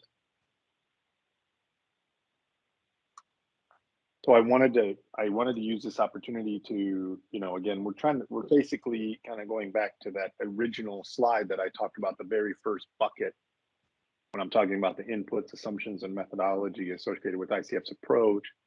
There is a broad use of biomass in decarbonization studies. So I just wanted to highlight that we're not using a resource that hasn't been contemplated by others in this space. It's not, so we're not saying that we're focused on RNG, but I'm kind of stepping back to the biomass piece here and just saying, look, just in the context of what are referred to as decarbonization studies, or which are designed to achieve long-term GHG emission reductions. You'll hear 80% by 2050 or 100% net zero, stuff like that. If you look at these studies that are out there, again, this is not ICF work, just in general, folks who are in deep decarbonization space and looking at available resources and available strategies to reduce GHG emissions, it tends to be a combination of carbon-free electricity grids, transportation electrification, and a deployment of low and zero carbon fuels. And part of that includes the role of biomass and bioenergy that can be used to achieve those emission targets, right? So in this context, we use the terms biomass and bioenergy, broadly. We're not just in this context. In the study, we're focused on renewable natural gas, but I'm just saying the use of biomass in and of itself isn't particularly out of bounds, right? When you're looking at GHG, from our perspective, when you're looking at GHG emission reduction strategies, and RNG is a small component of that, right? Just to be clear, we're not saying, we're not tasked with making RNG the form of bioenergy that is used. It's just again, we're characterizing scenarios of biomass utilization that can be used to produce renewable natural gas based on, again, biomass that's in the state of Michigan. We're not importing or exporting or anything. It's just biomass. It's in the state of Michigan. And we just pulled 3 examples. Shout out to my colleague Morris Oldham, who helped me put this together. But International Energy Agency, they put together the World Energy Outlook, and they're looking at the demand associated with bioenergy out to 2050. It's big, 14,000 trillion BTU. That's quads. I'm pretty sure TBTU is a quad. So, we can look at the annual energy outlook prepared by the Energy Information Administration and how they're contemplating using bioenergy as well. We just pulled the International Energy Agency there. Princeton just did a rather sizable, a big study focused on the U.S. domestically, and again, they're talking about in that same ballpark, 13,000 to 23,000 trillion BTU of bioenergy in 2050. Again, like I'm just again using the term bioenergy. This is not to be confused with renewable natural gas. Just to be clear, I'm not saying that they're talking about using 14,000 TBTU of renewable natural gas. It is bioenergy, the large use of the use of biomass to produce an energy product. And again, one of our resources is, as we're looking at the billion-ton study that we rely on, that resource database, because there's just so much work that went into that, the sustainability considerations incorporated into that 2016 study. And again, that one is looking at 18,000 trillion BTU that could be used. And that's just for, that we're looking at for RNG. But there's more than that can be used for other feedstocks, right? Just to be clear, there's more than that can be used for other energy end uses. So we just pulled a figure from the Princeton study just to demonstrate, like all of the cases that they're looking at. You have this 2020 on the left, and this is just energy supply going from fossil-based resources with some nuclear mixed in to a reference case for 2050. This is kind of like business as usual, and then these net zero pathways, and they rely heavily on a combination of renewable electricity, the displacement of coal, gas, and oil, right? You can see those buckets shrink considerably. But again, this isn't meant to say that bioenergy displaces renewable electrons, right? Like that's the blue and the yellow here. Like again, this is part of a broader decarbonization approach. And then the green, just going from left to right, it just shows the sensitivity of how much biomass is used to produce bioenergy. So again, it's generally in the range of that, that 14,000 trillion BTU. This is the biggest one here, the high biomass scenario. But again, we're like just generally speaking, when we're looking at decarbonization, bioenergy is in the mix, and we're not. I just want to make it clear that nothing that we're doing is intended to shrink or discount the role of renewable electricity or other factors. It's just meant to see, characterize the scenarios and how broad is the green band for just RNG, right? So then it's just a slice of this green band, right, in the context of Michigan's resource base, right? So that's just to highlight, hey, biomass and bioenergy are commonplace in GHG emission abatement analyses. And again, in our case, we're myopically focused on renewable natural gas, but I do talk a little bit more in my next brief presentation about the alternatives to RNG that are included in our scope. So that's all I have for now on the again, the competing uses of feedstocks comes back to this table.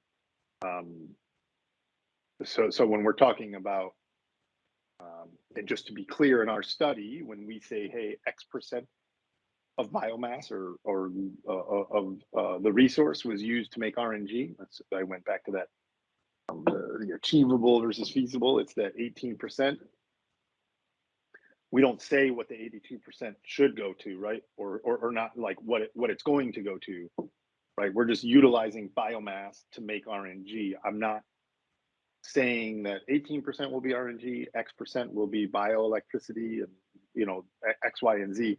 We're not doing that. Our scope is just like, hey, how much of that, like under different considerations, how much RNG could be produced. And again, here are the competing uses. I just want to be clear that we're not good. Like there's no point where I'm going to say, well, this is how much has to go into this competing use of that feedstock, right? So it's just like, hey, this is how much we assumed was used for renewable natural gas. So I just wanted to clarify the language and like the expectation around like what we're producing, but there's still that doesn't mean we're resolving, harking back to the Chairman Scripps or Commissioner Scripps. I don't know if he's the chairperson. I'm sorry. The Commissioner Scripps opening comments that there are broader discussions to be had around the use of biomass and bioenergy. We're just, kind of talking about one sliver of that. So I'll pause there and or I'll stop there. I think again I'm trying to stick to less of my time, and I'll open it up for clarifying questions. Thank you, Philip. And I'm going to go ahead and turn it over to Travis for the question portion. Okay, Philip, we've got a couple questions. I think a couple of them you may have answered already, but I'll read them. And if you want to add to it, that would be fine. So first question is, how do the competing uses of feedstocks influence the study? Does it reduce the achievable potential or impact the LCOE? So we have, again, we talked about the achievable versus feasible. We have two different scenarios for the utilization of those feedstocks, and we consider the use of each one of those feedstocks for RNG. So yes, how does it influence the study? We don't assume that all of it can be used exclusively for renewable natural gas, that there are constraints on that, including technical constraints, economic constraints, and then competing uses of those feedstocks. So we're not using something that we're explicit in how much we're using, so that if you were to, for instance, we have found that if you that in competing studies or competing analyses, study A says that 80% of this feedstock is used for end use X, and it's just like, well, if you're going to use that study for something else, you should use that as a constraint. So we're just trying to be explicit about how much of that feedstock we're using. So in clear about that by feedstock, that's all work that we're doing.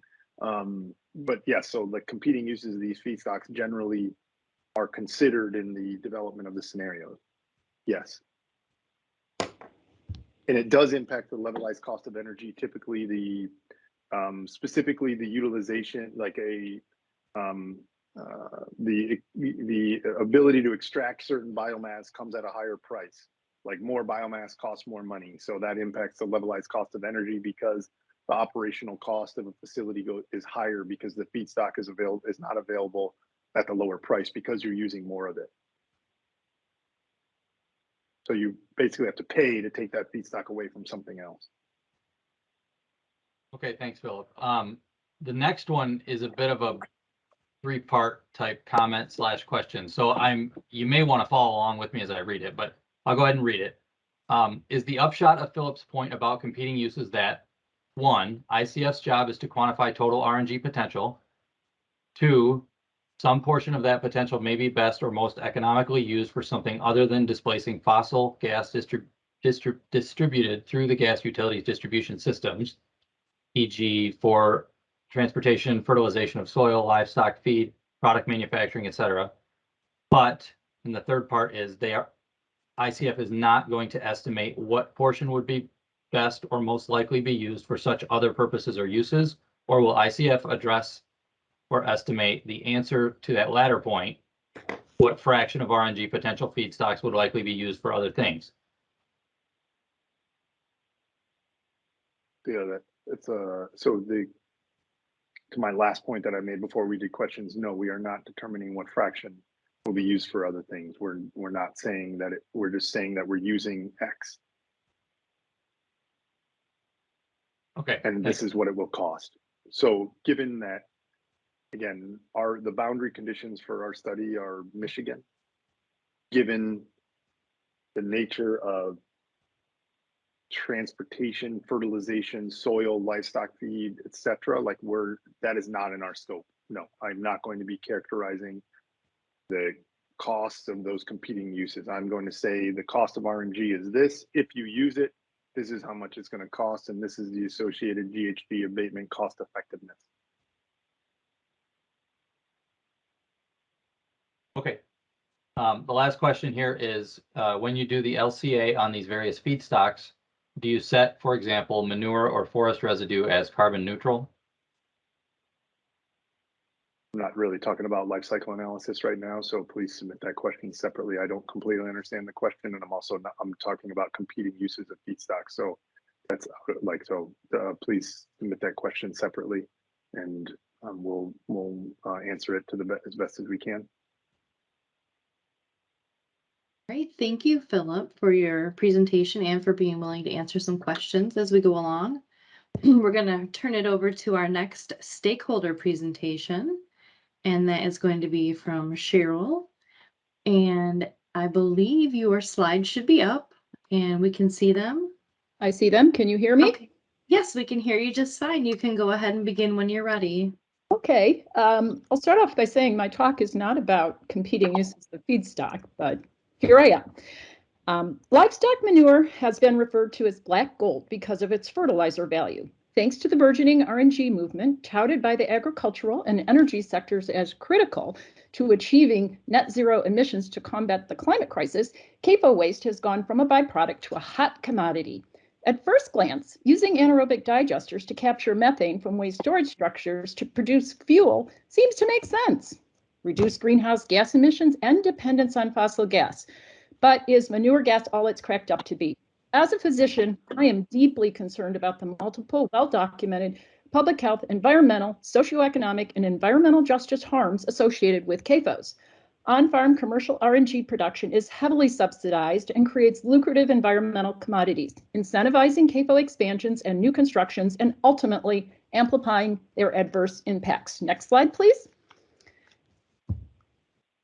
This slide is intentionally busy to quickly impress upon the viewer the many significant public health and environmental risks associated with CAFOs besides methane emissions.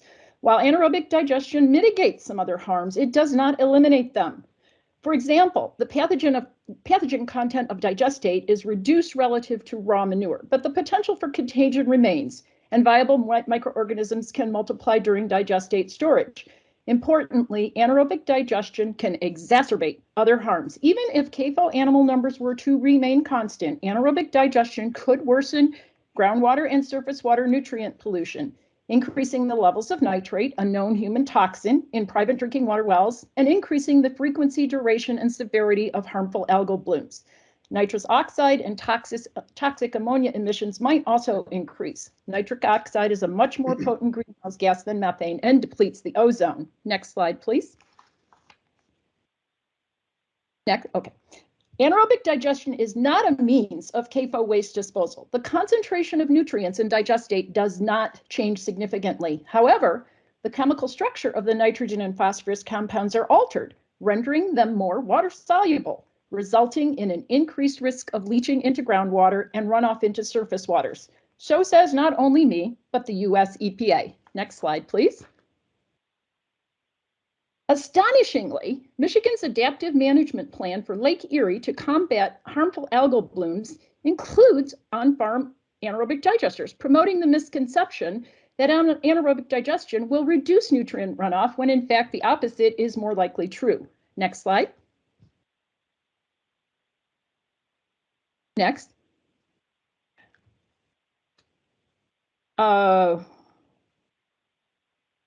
We're now, the slide before that. Okay, right there. Thank you. Okay. A proclaimed moral obligation to feed the world has been used to justify the growth of the CAFO industry. But what if CAFOs further increase in size and number under a new mantra, fuel the world? The short answer, risk amplification of all the harms. Bear in mind that generally there are no CAFO size or density restrictions, even in impaired watersheds. Comprehensive nutrient management plans based on manure best management practices are the industry's answer to nearly all concerns raised about CAFOs. However, they are primarily designed to optimize crop growth, not protect human health. There are better ways to feed and fuel the world that do not contribute to planetary degradation. Next slide.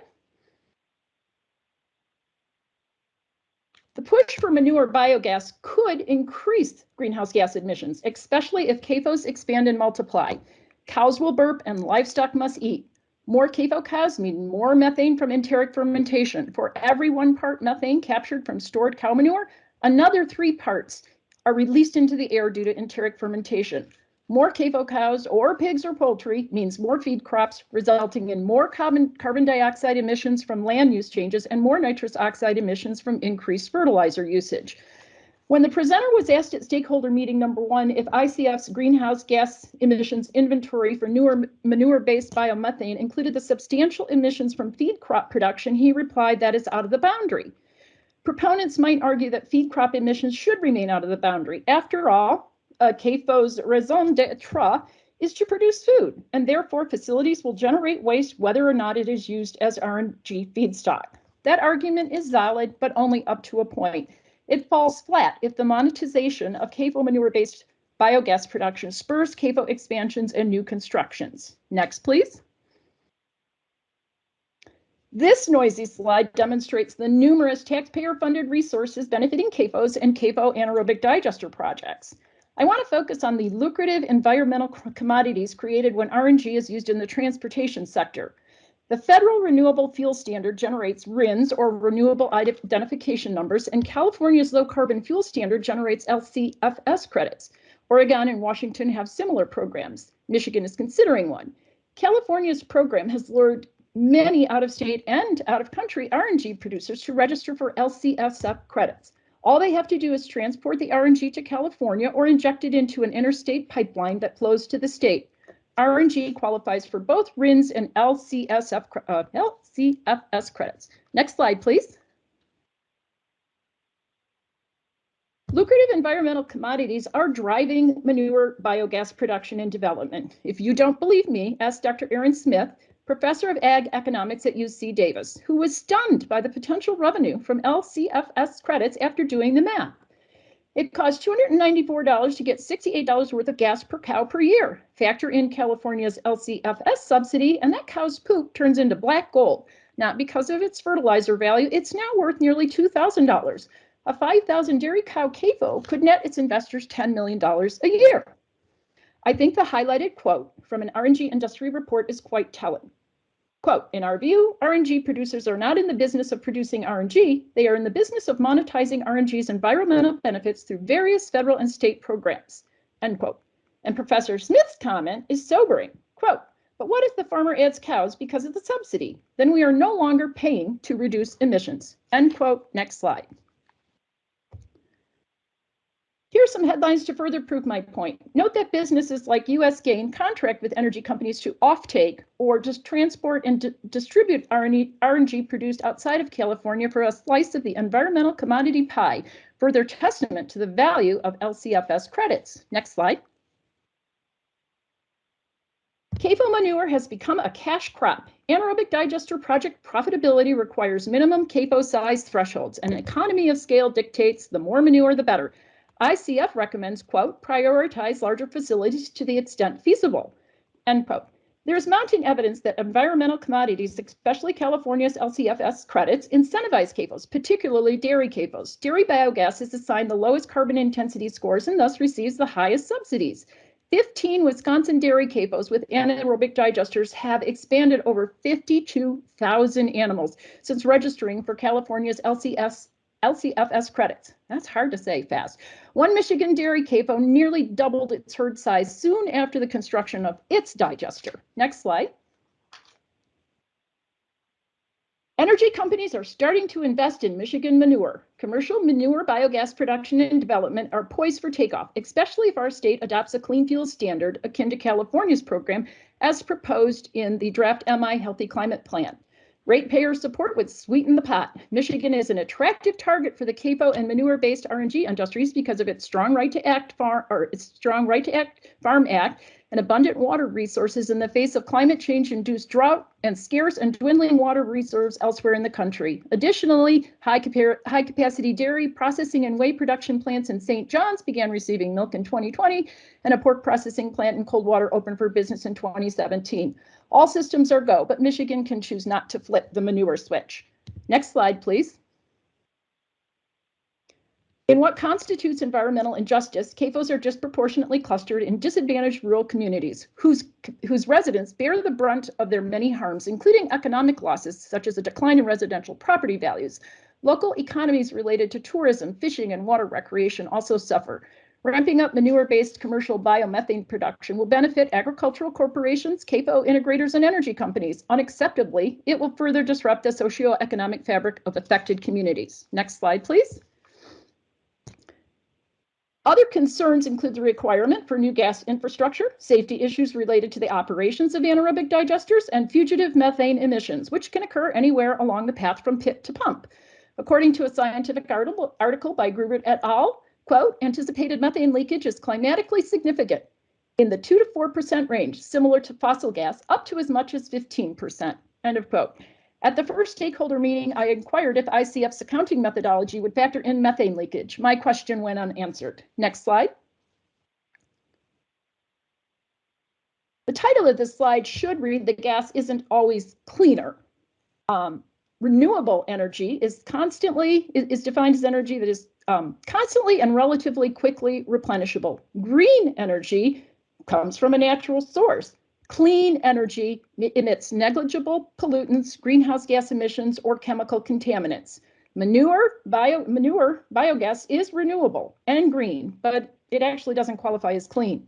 I call for independent formal and health impact statements. The ICF RNG study focuses on only one CAFO harm, methane emissions from stored manure. It does not address the other harms associated with CAFOs. The greenhouse gas emissions accounting methodology does not account for increased nitrous oxide emissions from digestate or increased methane, carbon dioxide, and nitrous oxide emissions from inevitable CAFO expansions and new construction spurred by lucrative environmental commodities. Public Justice and the Vermont Law School recently filed a petition for rulemaking with the California Air Resources Board, or CARB, quote, to exclude all fuels derived from biomethane from dairy and swine manure from the low carbon fuel standard program, end quote. They stated, quote, the fuel pathway for biomethane from dairy and swine manure failed to incorporate life cycle emissions, leading to inflated credits, end quote. While I concede that we need an RNG bridge to truly clean renewable energy, I implore the MPSC to proceed with caution on the RNG front. Do not sanction CAFO manure as an RNG feedstock. Do not approve ratepayer hikes to support manure biogas production. CAFOs and CAFO AD projects already benefit substantially from taxpayer dollars. In fact, I'm going to ad lib a little bit here, go off script. The Consumers Energy presentation inspired an idea. How about if we redistribute all those subsidies and environmental credits that we give to CAFOs and energy company CAFO AD projects to homeowners to make electrification more affordable? You said it was too expensive. Well, I'm proposing a solution that is, I think, equitable. Explore alternative feedstocks. Energia, I was glad to hear your presentation. I support landfill gas. Landfill gas won't incentivize people to reproduce, eat more, or excrete more. And Cheryl, I apologize. I didn't give you a 2-minute warning, so I'm going to give you a 2-minute warning now. I've like 2 more sentences, so we're good. Okay. Explore alternative RNG feedstocks like landfill gas and alternatives to RNG, but first and foremost, prioritize public health, clean air and water, and environmental justice.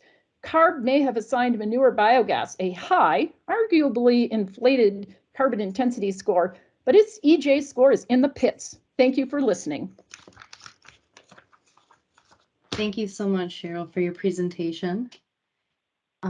We are moving into another Q&A period, and I know there are a couple of questions in the chat.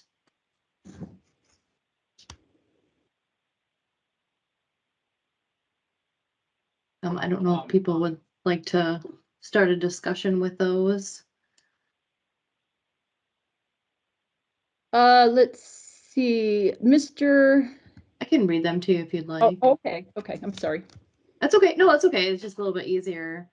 Could you cite your source on the fact that CAFOs are disproportionately clustered in disadvantaged rural Michigan communities? I will do better than that. I will prepare a little report for you.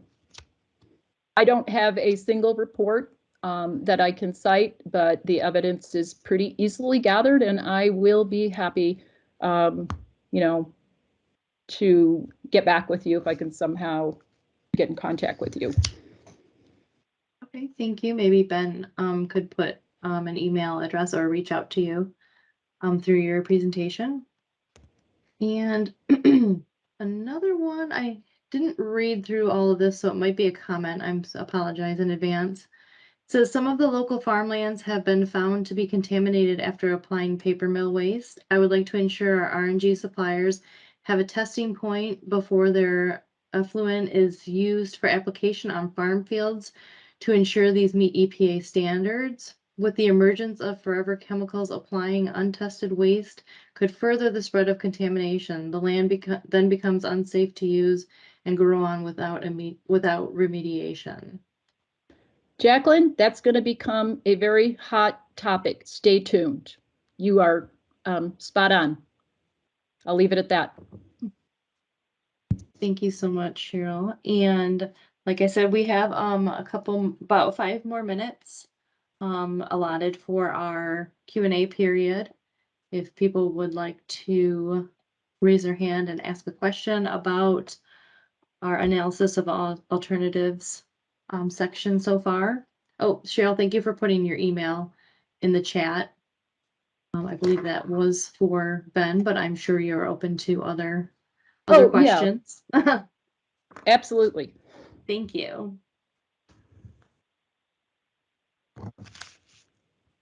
Are there any more questions or discussion points that we want to discuss? Otherwise, we can, oh, I see a hand up.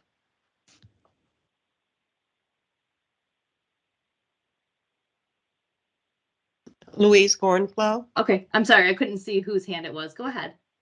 And since there's no other question around this, could we possibly ask Philip to answer the question I posed about going back to the first section he covered? What was The question is, when you do the LCA on these various feedstocks, do you set, for example, manure or forest residue as carbon neutral? Oh, I believe that is going to be a follow-up question that if you could email that in, he's going to prepare an answer or response for that. All right. I will do that. Thank you.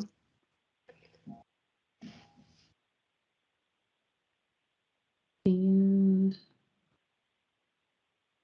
There is one more question that I can read that's actually directed for Philip, if Philip can come off mute.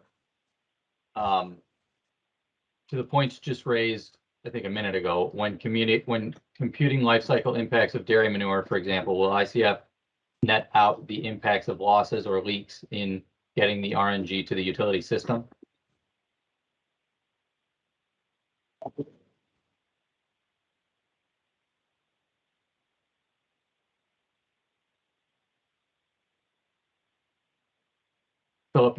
Philip, you may be on mute, or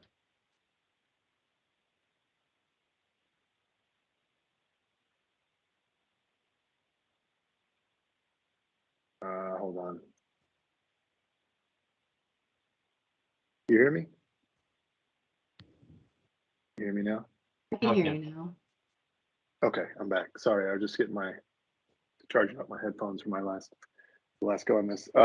So all fugitive methane emissions are accounted for in a life cycle analysis, irrespective of whether it's renewable natural gas or fossil gas. Like the fugitive methane emissions are incorporated into a life cycle analysis. Yes. And then we have a question, general question. Will the presentations be available at the end of the meeting? And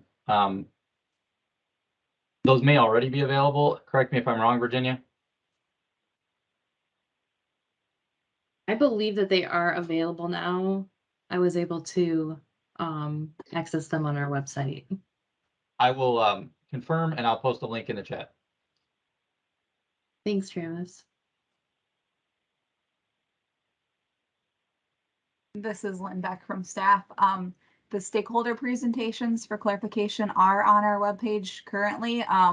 It did take a little bit for them to go live earlier, so I apologize, but they are live now. However, with technical issues, ICF's presentation is not on there, but will be on there by tomorrow. So we apologize for that coming in 2 separate pieces, but we'll have everything posted tomorrow, and actually this meeting is recorded, so hopefully that will be posted. If not tomorrow, then hopefully by the following day. So stay tuned for those pieces along with a listserv message to come out within the next 24 hours or so after this meeting. Thank you, Lynn. And thank you, Travis, for posting that. And in the interest of time, we're going to go ahead and go into our next presentation. If we have time, we can always go back. I see that there's a couple of a couple of questions and comments left in the chat, and we can always go back to those. Our next presentation, we're going to go back to ICF for a presentation on alternatives, a description of alternatives to renewable natural gas. And I believe Philip is going to share his screen again. And I can see the presentation, Philip. So you can Great. go ahead and Can you hear me begin when okay? you're ready. Yep, I can hear you great. Thank you. Cool. Well, let me get my video. I think sorry, I've been going off and on that. Person. All right, great. Thanks, Meredith. The analysis of alternatives here. So again, I'm focused on methodology, input, and assumptions. It's pretty. This is where we're, like this.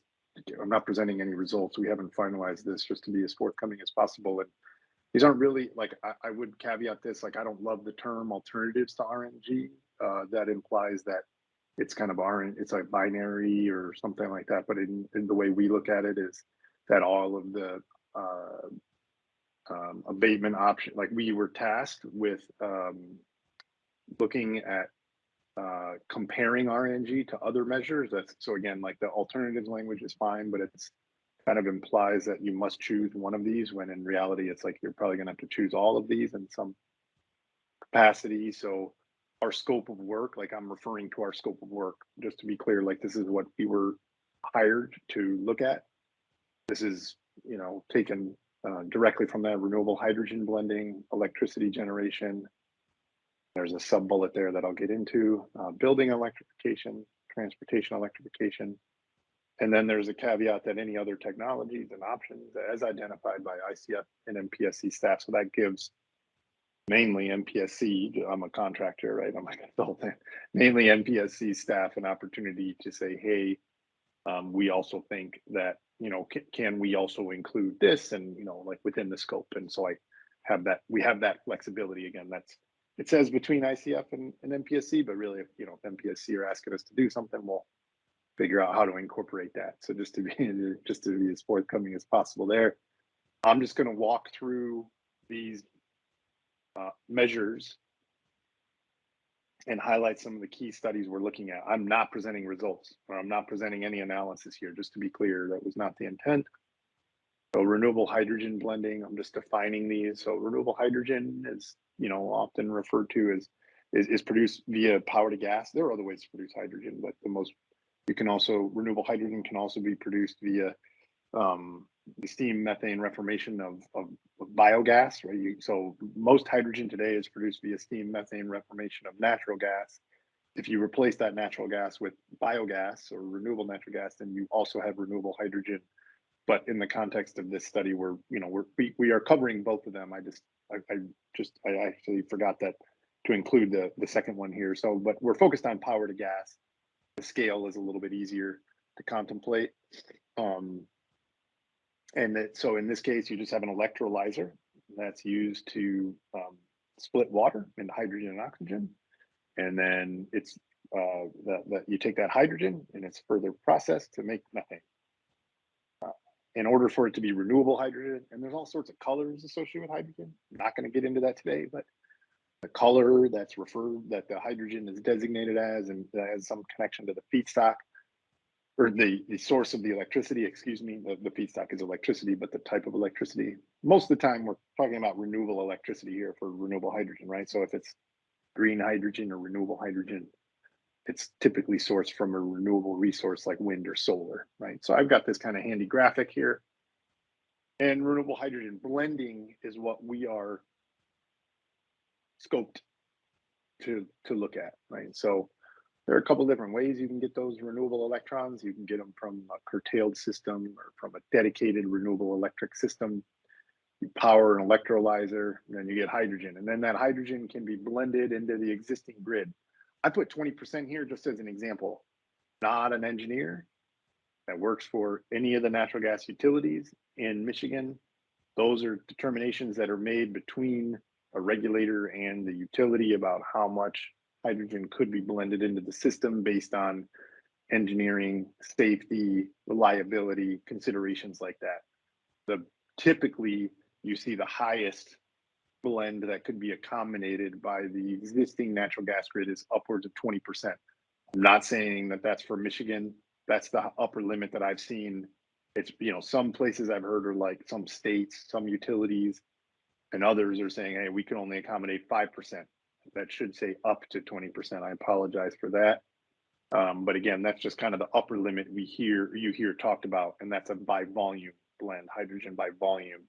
And hydrogen has a lower energy content than methane. So on an energy basis, it's about 7%. It's about a 7% blend. So it's conceivable that you get around that blending constraint if you methanate the hydrogen. Like, so you can take hydrogen to make methane, or you can take hydrogen and you can use that to make methane, right? Just to be clear, or you can leave it as hydrogen. You can do either.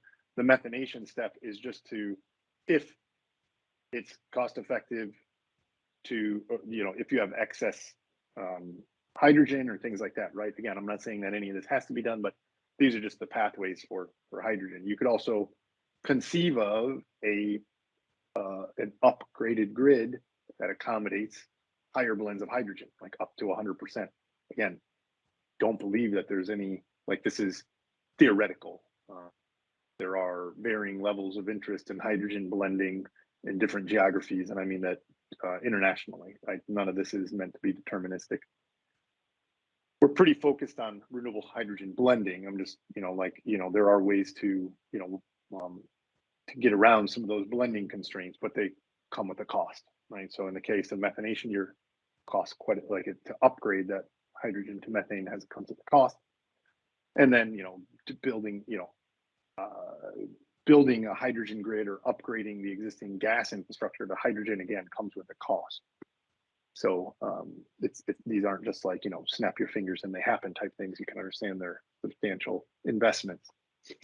So we're looking, you know, ICF has our internal analysis on hydrogen production economics. We'll be using that. It's work that has already been done. Most of the work in this space, like in this, like we're trying to limit this to work that has already been done for these segments. And if to the extent, like there is analysis that we need to do, like some studies, you know, we want to try to normalize them, the considerations. If we, you know, we'll always make, you know, how we use the assumptions from any existing work to be as transparent as possible so that folks can understand what we did and subsequently, you know, give us a pat on the back or criticize us. All of those things are welcome.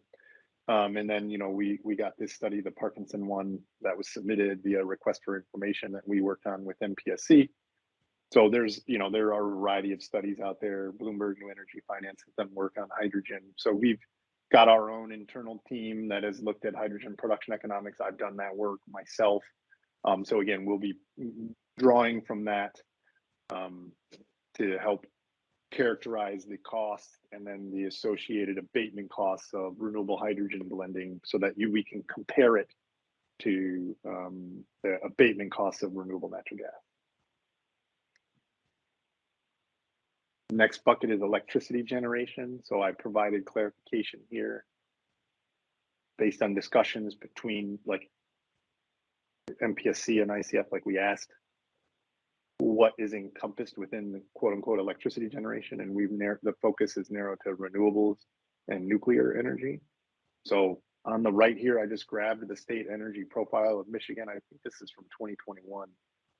I should source that, but I mean, you got the source there. I could provide a better link if you need it. But again, just to show that, you know, energy comes from multiple, or electricity is generated from multiple resources in Michigan. And so we're looking at the costs of renewable electricity production and nuclear electricity production. So I'm making a parallel reference here. Like you often refer to these terms as grid decarbonization. Like this is just grid, right? This is just the electrons that are going onto the grid. So ICF maintains a modeling framework that's used by the EPA and others, the integrated planning model framework that's vetted, and it's a pretty powerful tool that ICF maintains. It's been in, I think it was developed in partnership with EPA over the last 30 years. Like it is proprietary to ICF, but it's used by a variety of stakeholders. And then NREL publishes every year what they call advanced technology baseline reports. And so they forecast out to, I want to say 2050, the levelized cost of energy of various renewable energy resources, including solar PV and wind, different types of wind. There are, last one I was looking at, there's 9 or 10 different distinctions based on geography or geographical considerations. The solar irradiance for solar PV, wind is distinguished between like offshore, onshore, things like that, and then the speed of the wind, things like that. So there's, I think, there's pretty good granularity there, so we can draw from that to show, hey, like again, just to be clear, generally speaking, renewable electricity production is getting cheaper over time. Renewable natural gas production, we haven't seen evidence of that, right? Just to be clear, like we're not, like, again, renewable electricity production is has been decreasing over time, and folks like NREL and others who have looked at this more closely show decreasing costs of electricity production over time. Then we're looking for specific work in Michigan, right? So it'll be Michigan focused. So we'll be looking at the conditions in Michigan when we're talking about solar PV or wind deployments. So I'm switching now to building electrification. So I'm going to skip real quickly to one thing that I underlined here. There tends to be a conflation of like building electrification and grid decarbonization, right? So there is a decreasing cost over time associated with renewable electric generation. That is, to get the electrons on the grid, that is not the same as building electrification, right? Those are two different buckets. Building electrification describes the strategy associated with shifting to use electricity for energy in end uses in buildings like space heating and cooking. Most of the work that's out there tends to focus on heat pumps as a way to displace space heating. There are also ways to displace other cooking appliances with electric ranges and induction stovetops. And there's a lot of work in this space, and it can get quite contentious, mainly because there isn't much, so I would argue that grid decarbonization, again, there's generally accepted that renewable electrons will become cheaper over time. Renewable electricity, there are heavy investments in that space. Building electrification and the associated analysis to cost that out and the associated GHG emissions is contentious because of the assumptions that go into any analysis. It is purely assumption based, and those assumptions have to do with how renewable electrons are delivered, dispatched on an as needed basis to align with when that demand for electricity will occur. It requires a combination of typically battery energy storage to ensure that when demand peaks for electrons for space heating and cooking, that those electrons can be delivered. And so you have to have some sort of cost associated with battery storage, like utility scale battery storage. And then you have to be able to, there's a transmission and distribution cost associated with ensuring the grid is that those electrons are able to be, again, transmitted and distributed when and where they need to be. Those things are contentious, for everyone in this community. Just to be clear, they require detailed analyses, sophisticated analyses using various tools of varying levels of difficulty, right? And so it is very and all of those assumptions tend to be geographically specific because you need to know things like temperature to understand when You know, in the event of cold temperatures, you need to know when demand for space heating will rise, right? And so, and then you need to determine the alignment between renewable electricity generation and the demand for that electricity. And again, that has implications for, you know, battery storage and other things that are, you know, that aren't 100, that are, can become a contentious discussion. So our ICF, there is no, to our knowledge, like a study that's been done looking explicitly at the entire state of Michigan, looking at the cost of building electrification. We are seeking to contextualize the cost of RNG compared to other abatement options. And in this case, we'll be looking at other, like at studies that have been done looking at building electrification that are in comparable climates. It's not meant to say that building electrification will cost X per ton in Michigan. We will be explicit about the geography, the study assumptions, everything like that. But this one will be inevitably contentious for anybody who's engaged in this review. So I'm just trying to be clear and explicit about, like, ICF is not doing a building electrification analysis because that's a completely separate and expensive study that wasn't contemplated in our scope. So again, we'll be looking at comparable climates to the extent that we can to demonstrate again that there are that, you know, what the cost of electrification, building electrification could be. That's again, like it's all analysis based. So we'll try to draw on the strengths and potential weaknesses, or try to lay bare any strengths and weaknesses associated with those other analyses. Without, like, again, our objective is not to make building electrification, to make the case for or against building electrification. That's the last, that is not in our scope. It's just meant to say, you know, here's the range of costs associated with RNG, and this is how it compares to the range of costs of other abatement options.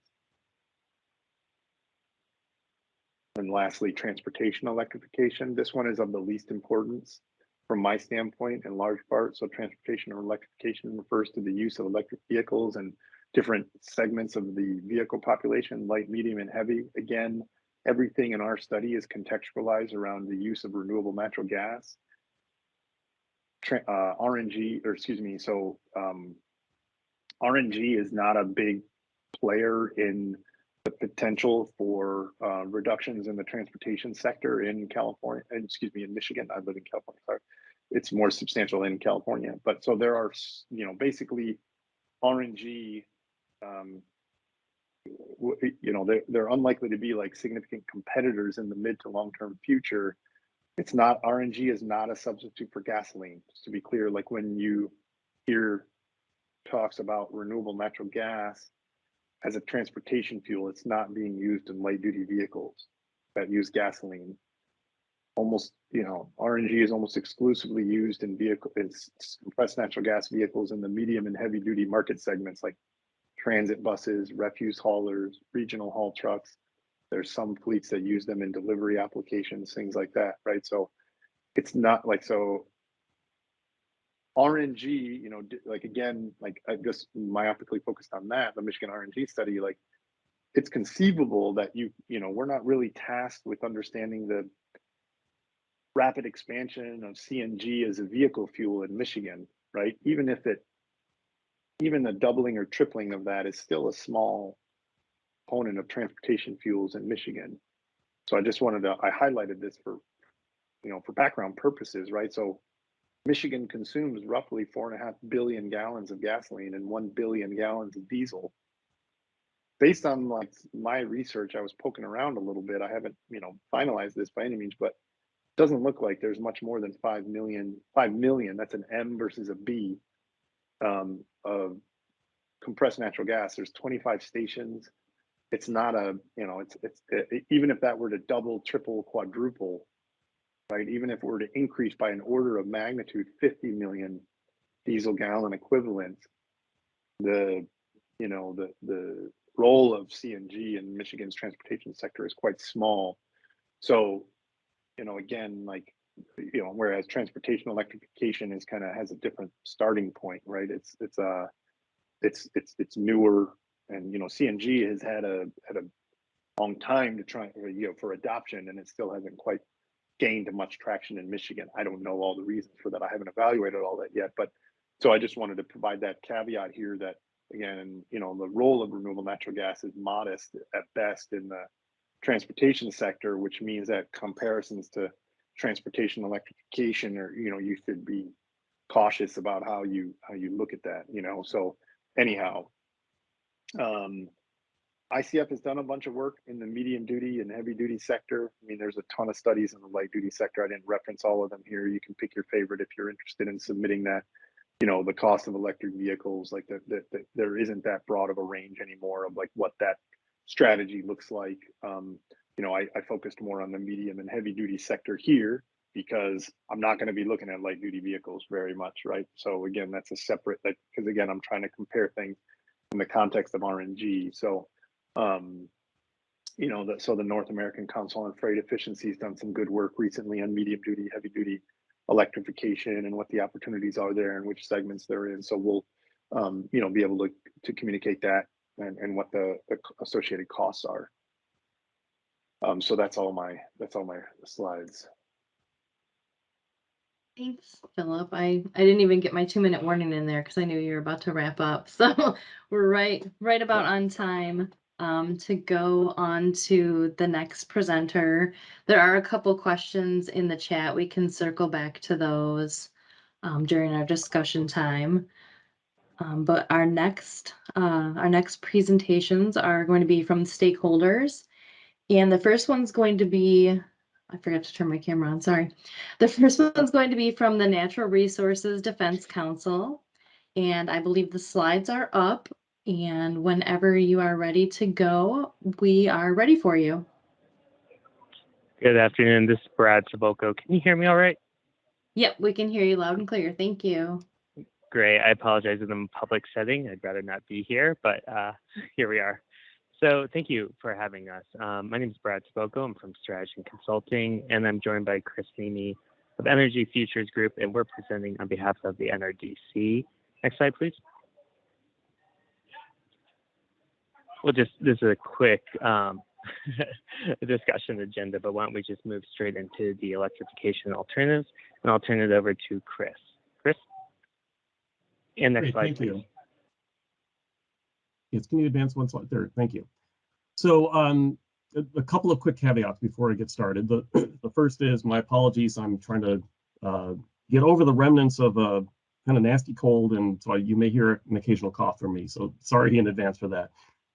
Secondly, we put these slides together without having had the benefit of the presentation that Philip just made. So I'll try to adjust what we say to reflect the additional new information that Philip just presented. We were initially concerned that in the document that ICF shared that there were no assumptions provided about what the analysis of alternatives was going to assume.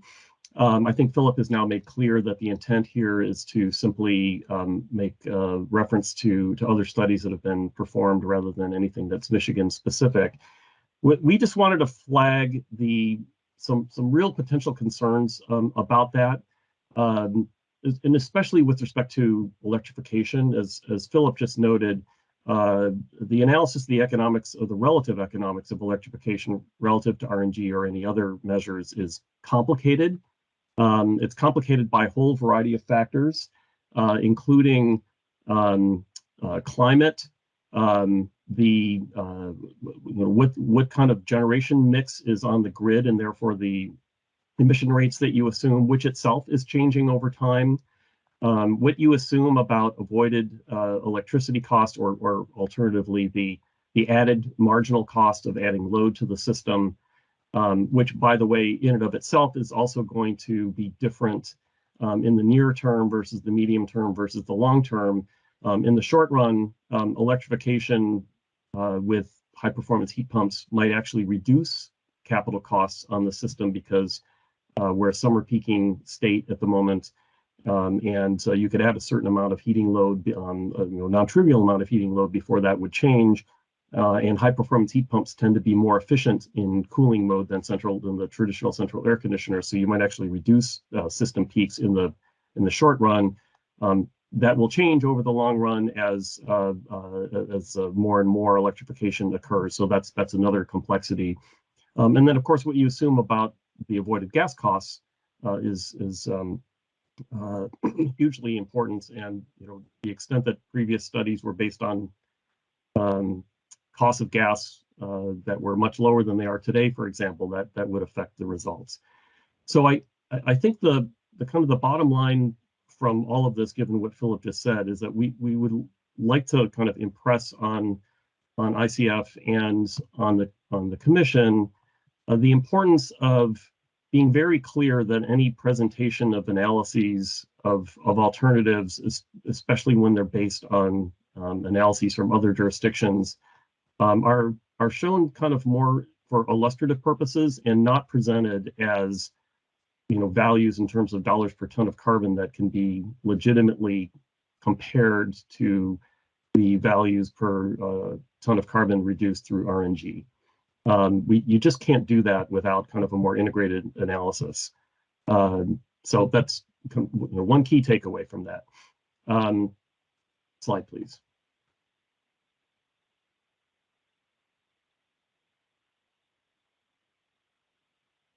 We move ahead one slide. Okay, thank you. So just to kind of illustrate the kind of Michigan-specific analysis that would have to be done, we kind of laid out the kind of series of assumptions one would have to look at to assess the cost effectiveness of, or the relative cost per ton of carbon reduction from electrification with a heat pump in a home. One thing you have to look at is equipment costs. We presented a single reference that the U.S. Energy Information Administration has used for its forecasting to kind of show what that might look like. Utility system costs, we just mentioned, you need to account for what they look like today and how they're expected to change over time. How much energy is going to be used converted from gas heating to heat pump heating, for example, and what type of efficiencies are you assuming when you make that conversion? In this example, we said if you took a 92% furnace and went to an HSPF 9 heat pump, you'd add a little under 6,800 kilowatt hours. And when you adjust for the fact that you get furnace fan savings and cooling savings, the added load is something like 6,000 for a kind of typical average home. And that's based on data from EIA's 2015 Residential Energy Consumption Survey for the East, North, Central subregion of the Midwest. And then you get to the really complicated, another really complicated issue about, what are we assuming about the emission impacts? The reduction in emissions on the gas side are easy to estimate because they're pretty constant. On the electric side is a lot more difficult because it depends on what installation year we're talking about, because the grid is getting cleaner over time. What's the pace of grid decarbonization we're talking about? And so we thought that if we were going to try to do this on a Michigan basis, it would probably make sense to do it more as rather than try to estimate what those grid emissions are, to show what the cost per ton would be at a range of emission rates. And at the bottom, I showed just kind of what we estimated based on different kinds of emission rates from an NREL, National Renewable Energy Lab forecast. But again, this is if one were to kind of go down the path of kind of a more sophisticated analysis of alternatives, even short of, and maybe as Philip suggested, a more kind of complex system analysis has been done, for example, in Massachusetts and other states where you're trying to look at a more integrated approach to decarbonizing the whole energy system might be necessary to really get from here to there. But again, reemphasize the bottom line point that it's really important that whatever numbers ICF puts on the table from studies in Pennsylvania or Nebraska or anywhere else, but using older assumptions about fuel prices that are not Michigan specific and not grid emission specific for the state, I think would be really problematic. So we really encourage ICF and the commission to make clear that whatever we put on the table here is illustrative, and note the need for that more kind of detailed specific analysis going forward. That's all I had to say on this. I think Brad has comments on a few other topics. If we move to the next slide. Thank you, Chris. Yes, next slide, please. Great. As Chris said, we put these slides together prior to having this conversation. So I appreciate that Philip clarified that the study will be using a life cycle analysis. And maybe this is the right opportunity to just emphasize the importance of a life cycle analysis, because as was discussed, a combustion approach doesn't differentiate RNG sources quite like a life cycle analysis does. And I think it's important to emphasize this because this report could be relied upon by policymakers in the state legislature to craft policy. And they will look at this. And it's important to understand that not all RNG sources are equal, both from an emission standpoint, but also a cost standpoint, particularly when for the credits being sold into California and Oregon and Washington, elsewhere on the West Coast, which is using a life cycle approach. I'll continue moving on. Next slide, please.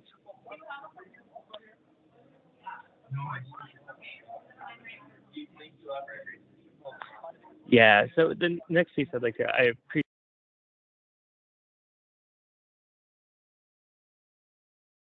Nope, I think we lost your audio. Yeah, I'm having a hard time following. Did you want the next slide or no?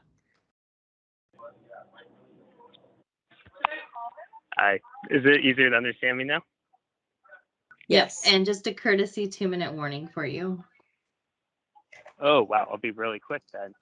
So I sent a question about this, but I want to follow up on a couple issues. Some of the inputs and the assumptions are not sourced in the document, and we found a couple examples that were troubling to us, and want more clarity on it. So two being the construction engineering costs were rather low, rather compared to other examples we've seen. Another one being the capacity factor. Again, a Canadian RNG study had dairy manure at 80%. This assumption is 95%. So we want to work through some of these sources to understand better where this material is coming from. Next slide, please. Again, going back to an earlier conversation today about the life cycle approach, we're advocating a net cost approach. So we want to look at both the cost and the benefits. It's really important to consider both the environmental benefits and non-energy benefits associated with various RNG resources, as well as the alternatives, to give a more complete picture of the comparison to the alternative resources. Why don't we just keep on moving? Next slide, please. Yes, and we made earlier comments about the GREAT model, but it's worth reemphasizing here, which is that the GREAT model is, does a great job, but it is focused on transportation analysis, and it's important to understand its limitations. And it doesn't do a great job. It uses rather conservative estimates of methane leakage from the natural gas distribution system. We include a study here from Alvarez down at the bottom that you can choose, but it talks specifically about the conservative approach of the GREAT model. And so we'd advocate to do a manual input to adjust to that piece. Last slide, please. Great. And the final piece we want to touch on is, again, a comment that's been made earlier, but there are a number of competing alternative uses for RNG, as we talked about and as Philip just went through. An important component of this is that the price of RNG will be set by the market for all RNG, regardless of its cost. And so it's important that be called out specifically in the study. So it's clear to policymakers and the commission, everyone, that the actual cost to customers of RNG. And with that, I thank you for letting us present. Thank you very much. And thank you to Jackson for being a little flexible, giving a couple extra minutes to the previous presenter. So moving right along, our next presenter is Jackson Koppel. Again, thank you for being flexible in the chat. And I believe your slides are up there, so you can begin when you're ready. Cool. Can folks hear me all right? I can hear you. Great. Great. Dialed in over the phone because my internet is bad. Well, so I think I am going to try and be expedient here. Really, I think the intent of my presentation is to kind of build upon what other folks have said about some of the methodological issues and limitations and provide some recommendations on, in addition to places they can be changed and improved for where they can't, some sort of clarifying things that should be in the report itself to make sure the report isn't going to be used in ways that lead towards short-sighted or not optimal energy planning decisions. So I'm going to talk about two. I actually phrased this wrong. There are more than two important methodological limitations. There are two I'm focused on, which is the lack of full cost accounting of RNG development and the lack of analysis of RNG as a driver of infrastructure investments. My general points are that without acknowledgement, those limitations could lead to imprudent and costly policy and regulatory decisions, and the final study must acknowledge its limitations for use in those settings. Next slide.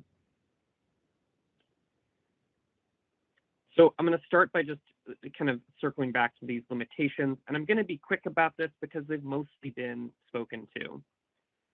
So I think, as is kind of a tradition, the MPSC and ICF have taken a narrow interpretation of the word cost in the legislator's directive here. That interpretation excludes public health costs in the scope of the study, which, as Cheryl raised up, are pretty significant. Associated with continued use of gas for anything other than on-site energy generation and the serious health costs associated with these feedstocks. There's no methodology to compare the different life cycle health impacts of different feedstocks or to compare that to other energy resources. And this limit also fails to consider the implication of considering feedstocks like trash and cow manure as renewable, in that it implies a continued creation of those resources. The great example in Michigan here is the Detroit incinerator that got renewable energy credits for many years and incentivized the production of trash.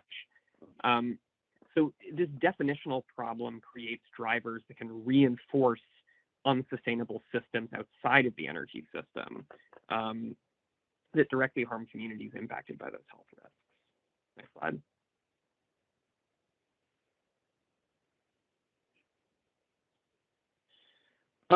So the other element here I want to talk about is kind of like drivers of infrastructure investment. So, the methodology for comparing gas from these feedstocks to other GHG reduction strategies, especially electrification, fails to account for some of the positive feedback loop effects that can be created by actually investing in gas production in that way.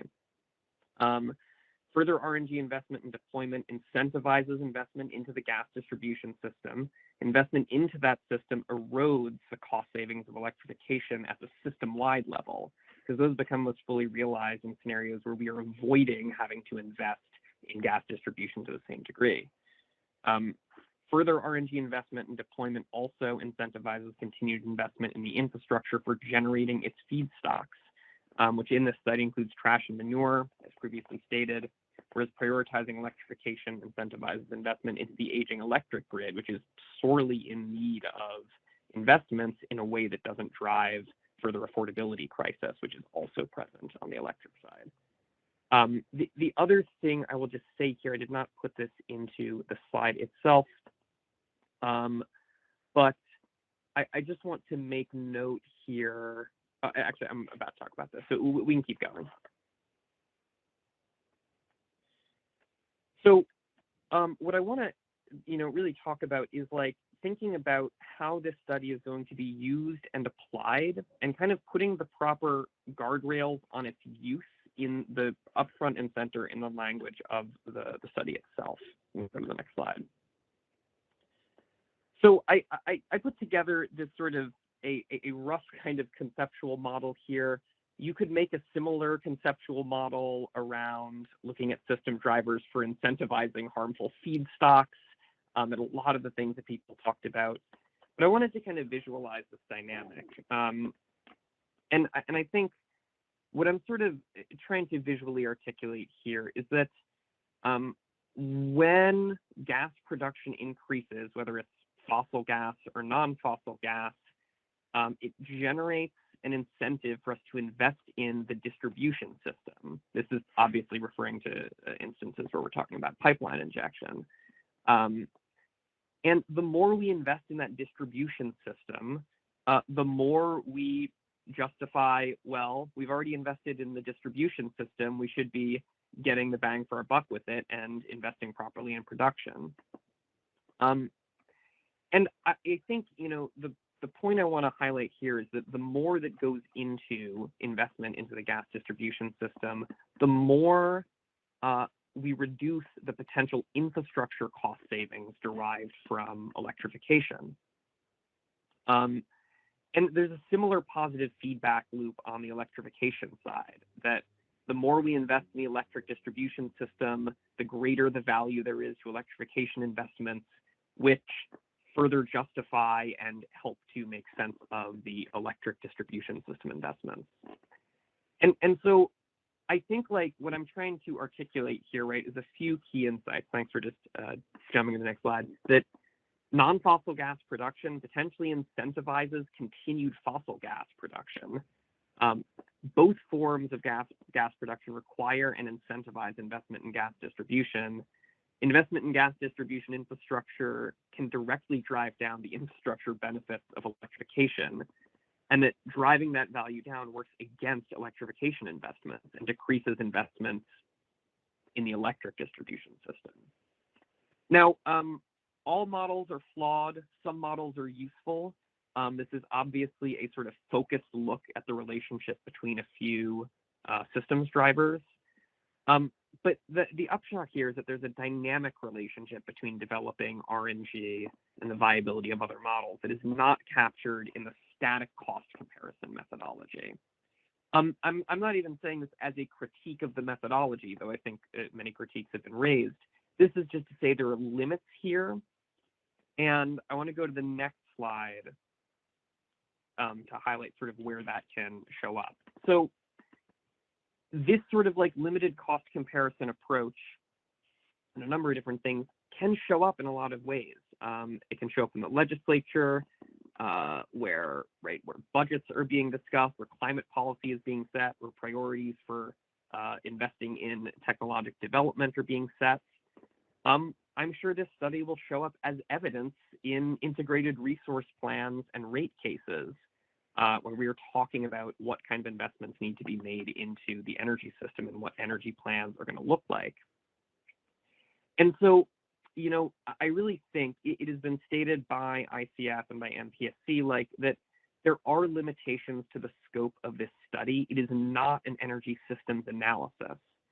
And I think that, and if we go to the next slide, I think that that is really the source of where my recommendations are, is that we need to acknowledge that very clearly and upfront in the study.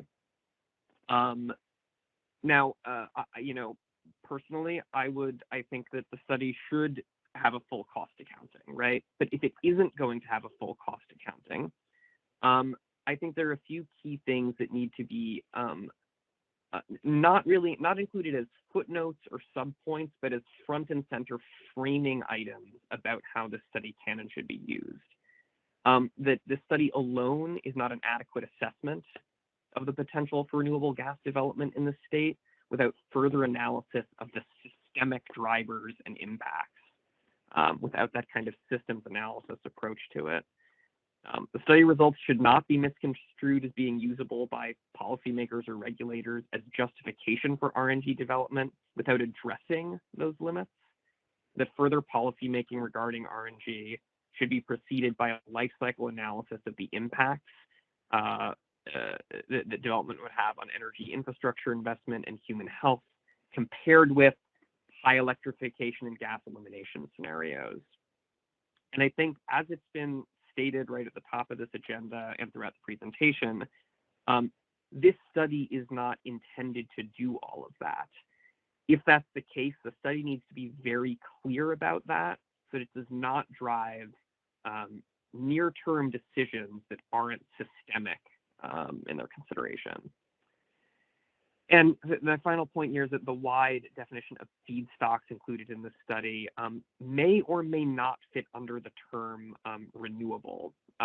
While I think there is some valid debate there, I think there is a big difference between considering the stream of human waste renewable in the sense that it is a necessary and essential thing that is going to happen as long as we have humans, and considering landfill waste as renewable, right? I think there is a really serious definitional issue there. And that the language in the study, if those things are all going to be included, flagging that some of those things maybe should not be considered renewable from a policymaking perspective, but they all fit under the idea of fossil gas alternatives, right? So those are just some things that I think, with the methodological limitations in mind, even with all of the improvements that are being recommended by many of the folks in this call, those are what I would share as, I think, framing points that should be included in the final product. Thank you. Thank you very much, Jackson. And that was the end of our stakeholder presentations. So again, we're going to open it up to a short discussion or Q&A period. If anybody has any issues they would like to raise, I know there are a couple outstanding questions and points in the chat.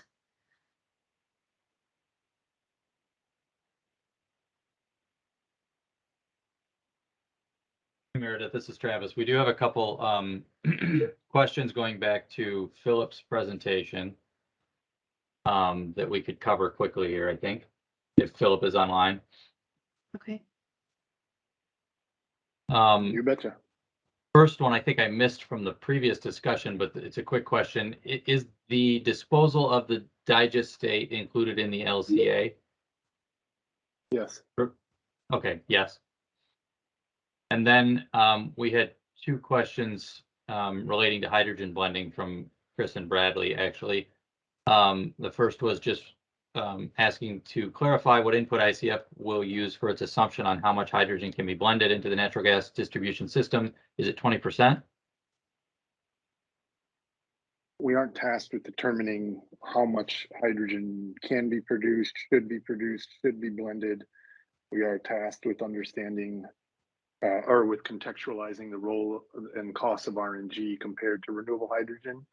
So in the context of GHG abatement, there are two metrics that one would consider valuable. One is the dollar per ton metric, which was asked by Craig, I believe. So, and then the other one, and a typical marginal cost curve, would be the width of that abatement measure, right? So the height of the measure represents the cost and the width represents the degree of abatement. We're not really on the hook to determine the degree of abatement that could be attributable to these other fuels. Like, I'm not going to say, hey, or our task is not to say that Michigan could achieve X amount of GHG emission reductions on a volumetric basis or on a quantity basis from renewable hydrogen. So it's out of my scope to say how much renewable hydrogen should or could be blended into the pipeline. Okay, and I think you actually jumped ahead and answered the one from Craig as well. Yeah.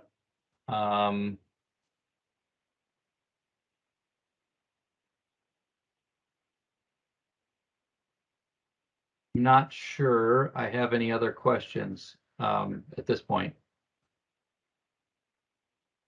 I had a clarifying question for the last presentation. I was curious if there was a reasoning associated with a modification of existing definitions for what's constituted as renewable under Michigan's RPS, for why there should be like, just from a, we can reference an existing policy for what's defined as renewable, and that's inclusive of biomass, waste to energy, those things. But like the proposal or the comment is that we should be using an alternative or the implication is that those definitions are inadequate under Michigan's RPS, and that our renewable natural gas feedstock should be subject to a different set of definitions. Does that make sense? I don't understand that parallel or lack thereof.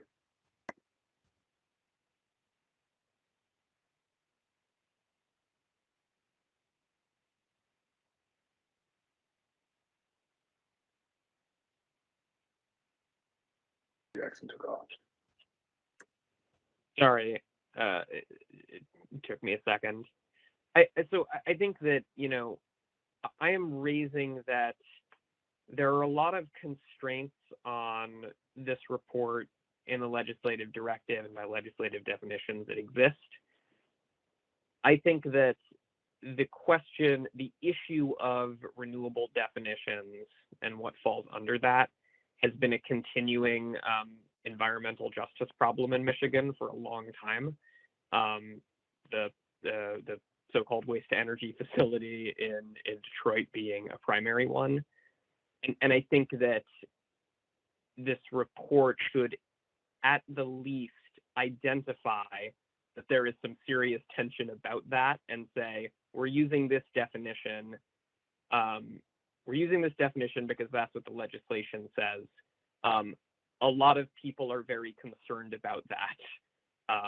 And here's why. That would be my, I guess, to put a finer point on it.